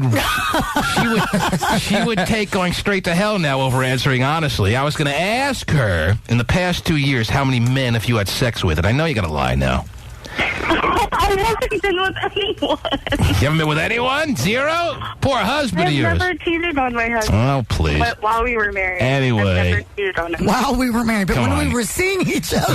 You look way too good to be shooing all these guys away, and your husband knows it better than anyone. Anyhow, but we'll let you have your little moment of keeping your husband happy and letting him think that you've only had sex with him over the past 2 years. But anyhow, Mo seems to be very interested in being able to speak with you in a private fashion. Is that something that you're open to, Miss Liz? Yes or no? Mrs. Liz.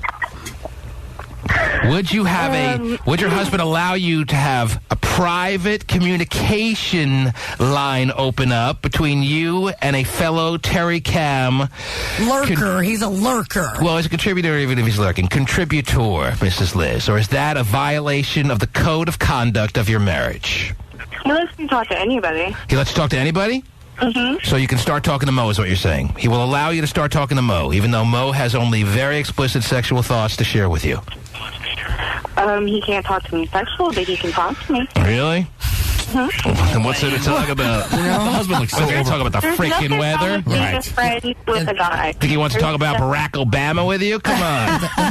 He looks so overprotective right now. He's handcuffing way too much. He's handcuffing her? He looks so The fact serious. that your husband is handcuffing you right now is not a very attractive quality about your husband. Wouldn't you agree, Mrs. Liz? If my wife's being hit on by some guy, instead of clamping down on her, I'll walk away and watch from a distance. Yeah, I like to watch from a distance. I like It's it. flattering. It is. It does something for me. Mrs. Liz, I understand you're not a Filipino woman. What are you? I'm white, Polynesian, and Hispanic. Even better! There you go. White, Polynesian, and Hispanic.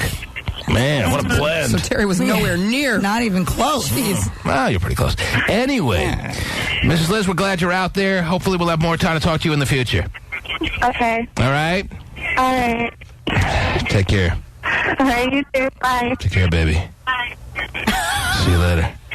Talk to her now, see what happens. Yeah.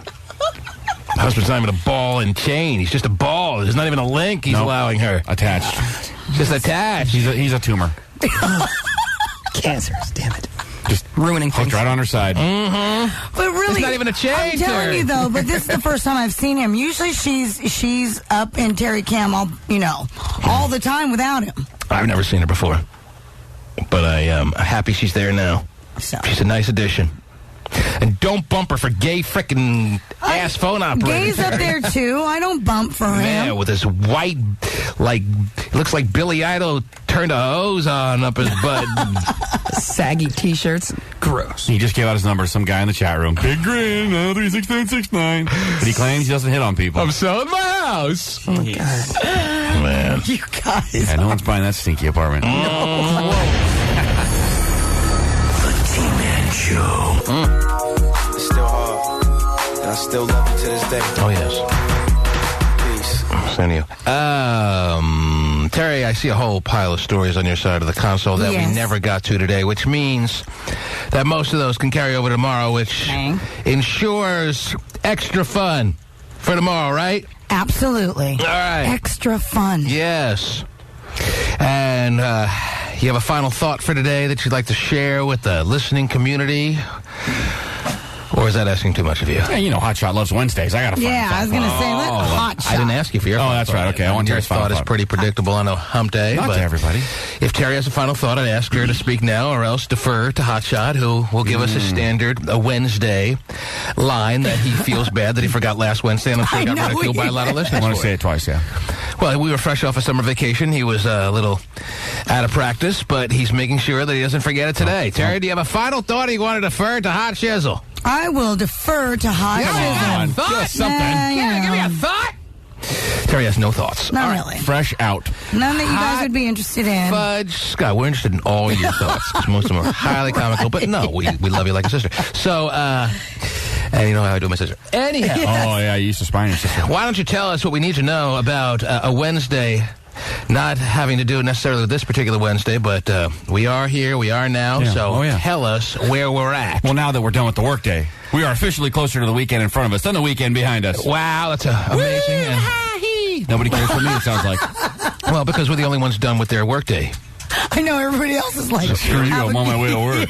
A lot of people, more people are on their way into work as opposed to even being close to being done with the day. So they really can't get into that kind of celebratory mood that you're in right now. Well, at least it's Wednesday. When the workday is over, you can think that to yourself. Which is why I plan at some point to lend you out to people around 5 p.m. To say right to them and their office mates what you just told us right now, and then they'll first start getting excited. And you, Carl Comiskey, are officially closer to the weekend in front of you than the weekend behind you. Well, Carl Comiskey has to work overtime these days because damn it. he ain't getting it done, so you picked the wrong guy. The T-Man Show. Hey there. What's going on? No. Nice to say. Who's on the island? John? The new John? Right. Or the old John? Probably the old. That's my guess. I think he was just new for one day. What if he comes on? Good morning, T-Man. How are you, sir?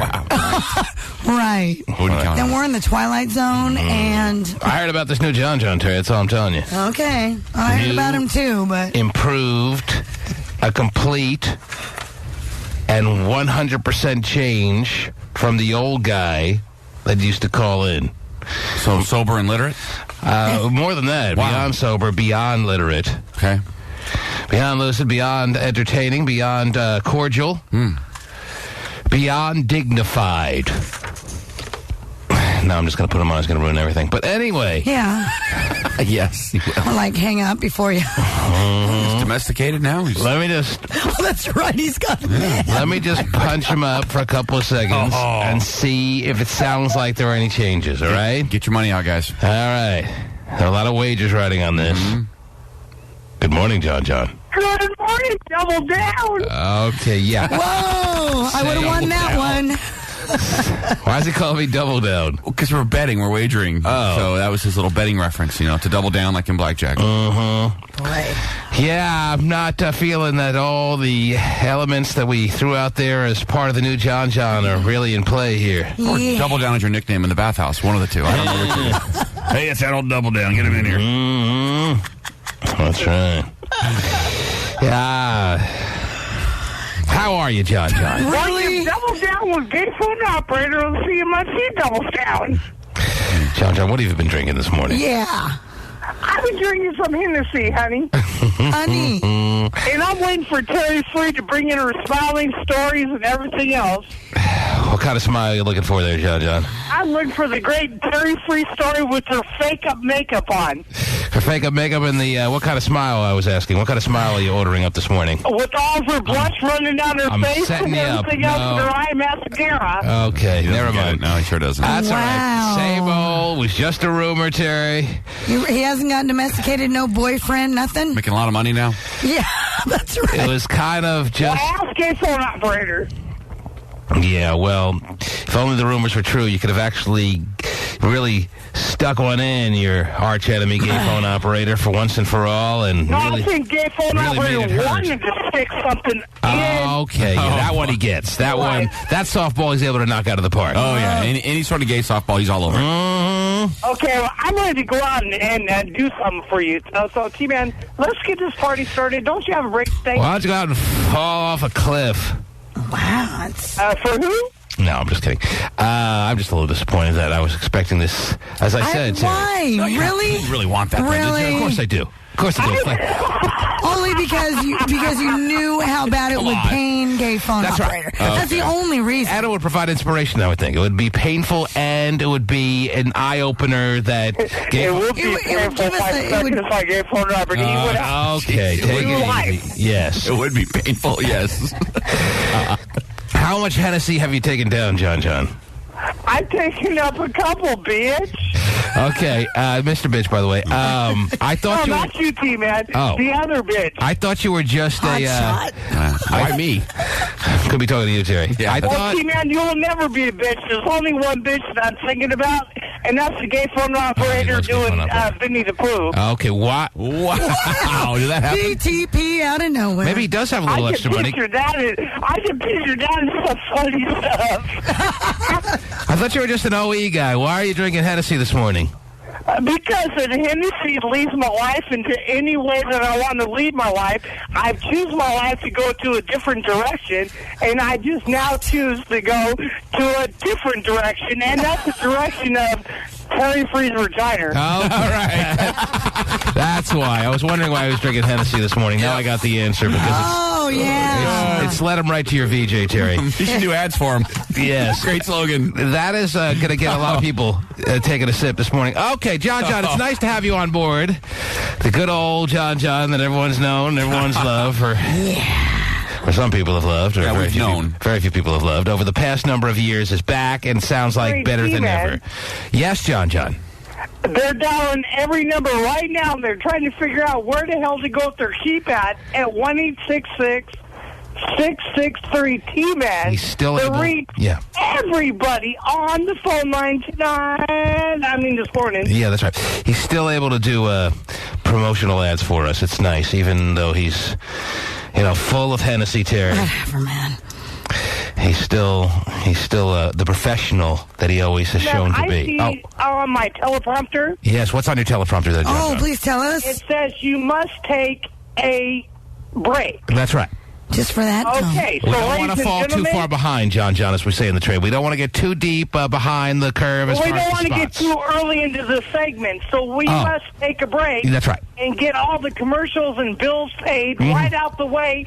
So, ladies and gentlemen, 1-866-663-T-Man. And don't forget Terry Free's webcam on the TManShow.com. We're taking a break. Ladies and gentlemen, here we go. We'll be back right after these hours. The T-Man Show. So have you heard Hulk's little girl's been asked to pose for Playboy? Oh, yeah. But will Brooke do it? Last night, she gave Chelsea Handler the... Brooke Hogan's been asked to do Playboy? Yeah. I'm sure everybody gets asked at some point, right? About time something goes right for that family over the past 6 months, huh? So have you heard Hulk's little girl's been asked to pose for Playboy? But will Brooke do it? Last night, she gave Chelsea Handler the big exclusive. Take a look. I got an offer for the cover for their 55th anniversary. That's pretty big. We'll see. We don't really know. We'll see. Whatever. Stop bragging. Either stop bragging and do it or shut up about it. Oh, jeez. She'd rather brag about it than do it. Okay. You stop bragging, take your finger, stretch your VJ, and smile. Wow, really? They do that in Playboy now? That's how you do it. All right. I thought that was Hustler. Oh, maybe I haven't read Playboy in a while. You'd be a great photographer. Is that what you said? I know how you should pose. Spread your feet. Brooke Hogan. Nice. She's like, don't pray. Hear the way she's talking? Right, but do you really think that her dad is going to allow her to get really butt naked up there? Dad has got a lot of things on his mind. I think this is somewhere down the list. Well, but I think that She just said the cover, too. That doesn't mean she's going to do a spread, Well, they don't let you do the cover without being in the magazine, do they? They would let her do that. Oh, that's a shame. I got an offer for the cover for their 55th anniversary. That's pretty big. We'll see. We don't really know. Oh, the big 5-5er? No way. Right. You know the big old 5-5er. Oh, they've been, looking for the right person for the 55th anniversary cover for a long time. And who did they find? She's making the 55th anniversary such a big deal. It's 1 out of 12 months, honey. Shut up. All right. Big frickin' bragger. Wow. I got an offer for the cover for their 55th anniversary. That's pretty big. We'll see. We don't really know. Ah. Well, then who does? Silly. I'm surprised we all missed that on the Chelsea Handler show. Oh, I know. Gosh. Wow. That wouldn't get by me. I guess we'll see. Yes, we will. Find out if little Brookie Mishmucky is going to be on the cover of the 55th anniversary of the Playboy magazine situation. I do like how Chelsea says that's pretty big. You said that? Yeah, I kind of like that for some reason. For the beginning. So have you heard Hulk's little girl's been asked to pose for Playboy? But will Brooke do it? Last night, she gave Chelsea Handler the big exclusive. Take a look. I got an offer for the cover for their 55th anniversary. That's pretty big. We'll see. We don't really know. Little Hulkamania bandana around her situation. Right. A lot of possibilities here. Wow. Yeah, okay. And that's not one of them. Anyway, what else is going on this morning? What else is happening? Well, congrats going out to Ethan Hawke. He's got a new daughter. Now, this is his... hang on one second. John, do you have any suggestions for the 55th anniversary of Playboy's cover? Yes, I do. I want to discuss it because he's out there as a great person. Who did he say what? I don't know. Okay, thanks a lot for the I compliment. said he's out there as a great person. Yeah, I missed it the second time around, too. Thanks very much. Did you catch it the second time? Hetia? That's what it sounds like. Hetia is a great person. Yeah. Who's a great person? Absolutely a great effing person. Who? Ethan Hawke. Oh, Ethan Hawke. He's trying to comment on the stories as we go. Yeah, can you not understand what I'm saying to you? Pretty much. Sorry to inform you you. know what? Terry Street's got it right. Terry Street, who was it again? It was Ethan Hawke. I'll answer for her. Hawke. Yeah. Anyone who understands him's got to speak up, yes. Usually, we have about 5 people in the studio, and usually 1 out of the 5 understand what he's saying, so that person has to speak up for the rest of the crew. Right. At 3, 2, 1. Who is it? All right, thank you, John. Gosh, he is great. Who's on the hotline now? Oh, jeez. I think it's the portly redhead. No longer red. John. Oh, don't tell me it's the redheaded stepchild again. Platinum. Let me reacquaint you. With who? With this guy. He's a gay phone operator. Oh, Lord. So gay. He's so phone operator. And now, here's Gay. Good morning. Yeah, good morning. Yes, Gay. Good morning. Do you feel like a fool now that you should? Because look how John's changed. I kind of do. He's made his life better. I made this whole... He's amazing, has love, and a good life. I made this whole... You did. This whole spiel out of how I heard a rumor how John's changed his life. Yeah, he's settled down. He's got a good job where he's making big money now. He's money. got a person in his life that he loves and cherishes, and it's completely made him do a 180 on the John that we have known all the years. So Gay's calling in with the I told you so moment. Right on his dick. And he deserves it. Gay, what would you like to say here this morning? I'll give you the floor. I told you so. Yeah, but maybe... Ever since you put him on the air the other day and he made his life better, he sent me nonstop text messages saying, you wish your life was as good as mine. You wish you were getting as laid as me. You wish you had friends like me. Guess what, John? You're pathetic. Don't you wish your boyfriend My was... faux friends are better than your drunk friends ever will be. That's pretty sad. Maybe he's just having one night off, you know? Maybe he has turned his life around. Maybe he's just celebrating his new life with a little Hennessy this morning, and it's kind of made him revert back to the man he was before he did the 180. In the morning, he's celebrating with Hennessy. Okay. John, would you like to say something to your friend? Friend? He ain't my friend. I celebrated a 180, that's right. I did, and I celebrated a 180 on his globe, and I already seen around the goddamn gay phone operators world. So, gay phone operator, when's the last time you seen around the globe, bitch? Every time. Answer me! Now do it, bitch! Oh. What are we answering now? When was the last time you've seen around the globe? But I think it's maybe a gay little sexual thing, maybe. Really? I think so. I don't know. Hey, Gay, I got everything. You think everybody's caring about you? No, they're not. That's why I get phone calls. Oh, he gets phone calls, yeah. I thought you were in a relationship. Every day I get phone calls. So what do you see, Gay? You get phone calls from people that don't mean crap. Are you still talking? Nobody's listening, bitch. I'm talking every day, bitch. You're not. All right, John, listen. John. Give Gay... Oh, jeez. Yeah, you get to buy another fat freaking pig, bitch. Okay, John, give Gay a chance to respond to taking down another fat freaking pig. Stick him up his ass. All right, I didn't hear the first part, but I don't think I want it. Yeah, pump it up, bitch. Eric Burkhart, slow down. I can't understand you. Eric? These are fighting words. He gets them every time. He gets so quiet. It's amazing how this never fails. Kryptonite every Ever. time. Yes. Eric, when you turn your life around, does that mean you have both your kids living with you now? No, Do you still have them taken away from you? my only daughter and son, bitch. What, you little bastard son? Is that what you're talking about? Wow. Yeah, the son will beat your ass when he grows up. Oh, okay. You just wait. He ain't gonna beat her like you want it, you faggot. Okay, I'm a faggot. Great. Yeah, grow up, you Woody Woodpecker. I think he's serious Wow. now. Probably He drunk. really is. Okay, you can't say the F word on the air, John. Ladies and gentlemen, did you get that in the dub button? Yes. Well, guess what? Guess what operator? Okay, luckily I'm quick on the trigger. Good job. Oh, you're like Clint Eastwood with That one I saw coming. Wow. John, you know better than anyone, believe it or not, that you can't use the F word on the air. I don't care at this moment. Okay, why? Because he called you your real name and that that's your kryptonite every time. How are you going to be able to fight this guy on the air? How are you going to be able to take on your arch enemy gay phone operator if you can't even hold up to him calling you by your name? I think it's the bastard son thing. I think they got him. The bastard son? Yeah, If someone calls your kid a bastard, you're going to lose The him. bastard son, whatever. He's got a little bitch daughter, too. So what's the difference? That's not nice. Jeez. She'll be working the corner, making money for her hoe daddy, you know. Now he's hitting him. You're gonna be a hold down, bitch. He's hitting him with the 1-2 punch of the bastard son and the hoe daughter. That's a right hook and a left hand to follow. You know what? We're waiting for the uppercut.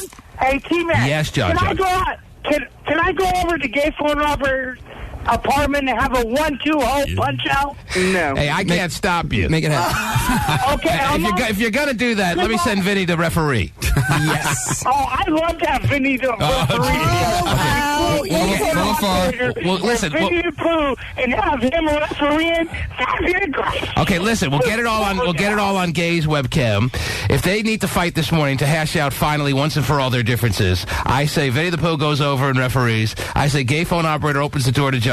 I say Gay says he's always ready to pummel John if he ever were to actually. I don't think it's gonna happen. Okay, I don't think you're gonna show up, John. That's what I think. But if you're, I will. If gay phone operator wants to have a throwdown punch out and Vinnie the Pooh, well, give him no choice.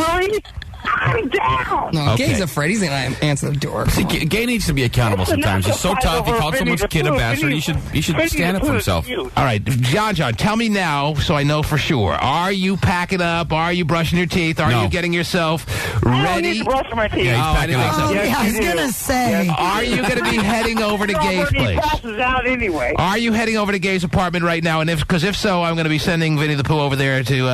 Yeah, we want to see this live. set the Terry scene for us. We're on the way. Okay, call this. We're on the way. He's bringing somebody with him. Call the son a bastard. Call this daughter a hoe. And now John feels the need to have to retaliate in person.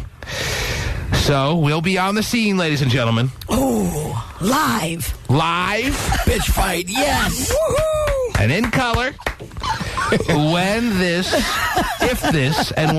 goes down. I think it'll happen for some reason. We will give you the blow-by-blow. Oh, jeez. I'll pass. I'd like play-by-play if that's possible. Well, okay, we'll give you the play-by-play. When and if and when this ever takes place. But we will be on the scene. Vinnie the Pooh, you ready to go with your...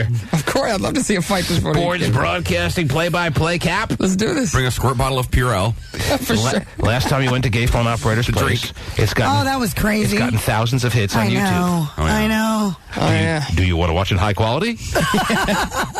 Yeah! Of course. All right. Is this your first promotion? Not high quality video. You can really see the dirt on Gay's counter. Oh, yeah. It really shows up. All right. Man, promotion. Hey, John, can you... Oh, wow. Get ready. Okay, can you give us an estimated time of your departure, John, so we have an idea of when to get there? How long till you leave your place? Vinnie the Pooh to get here. Oh, he's not coming to get you. Yeah, they're not going to come pick up your drunk ass. You don't have a ride? John, you don't have an ability to get there on your own? Phone operator, I'm going to beat you down. Don't even wait. Yeah, but you don't have a way to get there. My boy, how threatening can you be? My boy, who I love, looks nice, looks great, and's got a great skin tone. Oh, man. He needs Vinnie the Pooh to come get him, Terry. Oh, he needs a ride. I know. He needs a ride to go kick gay phone operator's ass. How sad is that? Pretty sad. I will beat that mother. All right, listen, we're not giving you a ride to go kick gay phone operator's ass. Either you're motivated enough to get there on your own or you're not. All right? Now, what is it going to be?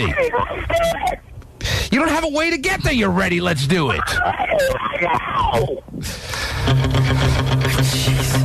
I would love to see it. Why can't he get there? He's drunk and he has no wheels. I thought he was a man. I did too. Where's his mom at? Yeah, well, Mom and man not around for the near future. or ever. Third day in a row I'm getting to play this. The Lion of the Tiger. Yes, I am. The BK phone operator's ass. John, we're not driving you there. I don't even ask. 6 a.m. Listen, don't even ask Pasty Dave during the break. Either you can get there on your own or you can't. His life is so much better. Yeah, because you're scared that you're going to be liable, T-Man. That's all right. I'm not going to be liable. Listen, John, call a cab. No. If you're too drunk to drive, don't drive. If you're too drunk to get yourself in a what part if I don't have a vehicle, don't you understand? We're not picking you up and taking you to gay phone operator's place so you can kick his ass. Either you are motivated to get there. Once you do one part of the program, listen, and get your own ass out the studio, T-Man. I'm not going anywhere. He's threatening you. Get your own ass. If you can't drive because you're too drunk and you're still motivated enough to kick gay's ass, then walk there. If you don't want to walk there and you're too lazy, then you're not doing it. Be a man to walk in the moon. You're not doing it then, John. Then we're not sending Vinnie the Pooh anywhere because it ain't happening, all right? John, don't you qualify for one of those discount special people bus passes? I was there. How pathetic is it that he wants to kick someone's ass but he can't get there? Pretty pathetic. Hey, John. Yeah, why can't you send him out to the streets? Eric Barnhart!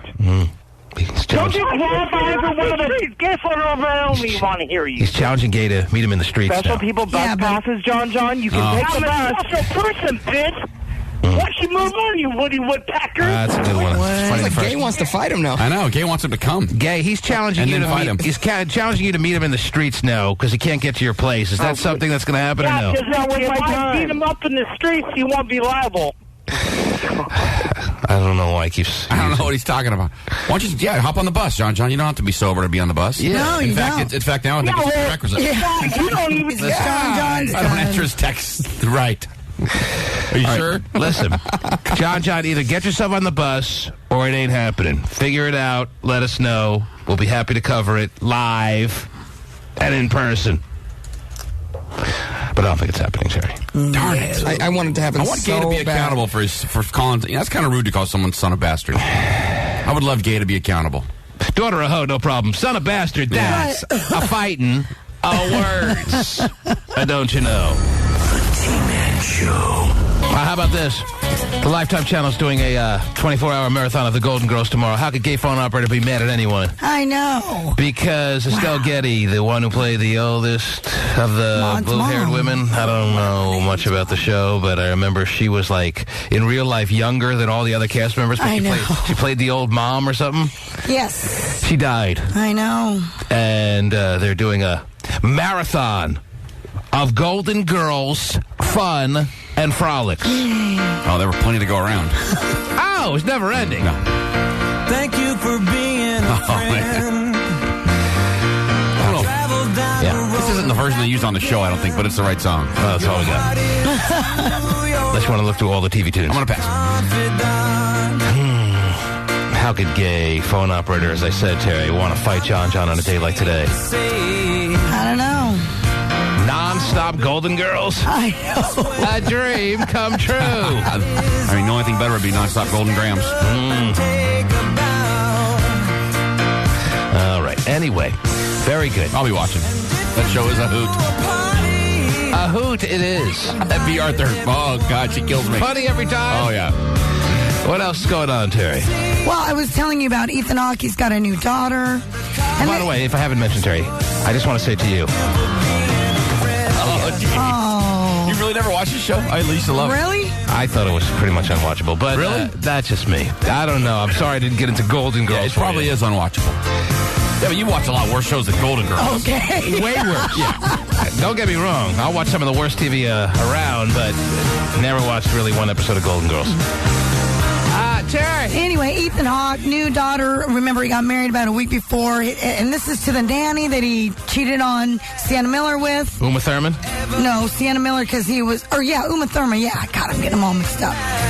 Yeah. Yeah. All right. The nanny thing. Yeah. Again. So this is the nanny He didn't that... cheat with the nanny, though, I thought. I think you're really mixed up. I thought Ethan Hawke cheated on Uma Thurman, but with just some extra on the set. I thought it was with the nanny. Maybe I am getting totally confused because there's so many nannies involved these days. I think you're ready for Golden Girls. Really? I think dementia is setting in. Mm-hmm. Ethan Hawke, yes. Anyway, but this is a nanny that took care of Uma and Ethan's kids. Once upon a time, he had a great relationship and a marriage with Uma Thurman that got completely ripped at the seams when Ethan Hawke couldn't keep it in his Ethan Hawke pants. Right. Ethan Hawke, no relation to Lincoln, right, Terry? Get confused? Can anyone tell me? Lincoln. Can anyone tell me the Mod Squad? first person who can tell me without Googling it? I can't ask this question to the listening audience because someone's going to Google it and call up and try to win a prize. Can anyone in this studio tell me who Lincoln Hawke is? I'll be impressed for the rest of my life. I already gave you my guess. Tony Hawk. Who? Lincoln from Mod Squad. I'm going to ask you who. I know. That's Link Hayes, Terry. Okay. I don't think it's Tony Hawk. I know. That's the only Hawk I know. I think I'm going to ask you who Tony Hawk is. I know Hawk from the Road Warriors. If I ask you a question, it's not going to be some just I understand. All right. little easy to get, pull out of your ass answer. It's going to be a tough one. Tony Hawk. Who is Lincoln Hawk? It may not even be Googleable, if that's a verb. It may not, if that's a word, be Googleable. You could Google Lincoln Hawk. It may not come up. That's how good a trivia question this is. Wow. Does Pasty know? Is he raising his hand? Everyone should know. Everyone should know who Lincoln Hawk is. You should know especially. Really? Yes. Oh. If you're a Golden Girls fan, you should definitely know. It's from that genre. Okay, Lincoln Hawk. Wow. Lincoln Hawk. I'll give you a hint. The greatest character in the history of the big screen. It's the one guy that you love, the perfect weapon guy? No, it's not Jeff Speakman. Okay. He was not named Lincoln Hawk in the movie, but somebody was named Lincoln Hawk who played the greatest character in the greatest movie of all time. Somebody in Roadhouse. There's nobody in Roadhouse, but thanks for playing. I know you love that movie. It was about as quality a movie as Roadhouse, but not a road, a house. Nobody's got anything. Everyone's drawing a blank. Pasty, did you Google it? Is it Googleable? At the top, you got it, man. Oh, somebody got it. Pasty, was it Googleable? Yeah, it was. It was Googleable? Yeah. Everything is. Yeah, that's true. Everything's Googleable. Yes. Pasty, when I punched up his mic, was talking to a caller and confirming that the caller had it right.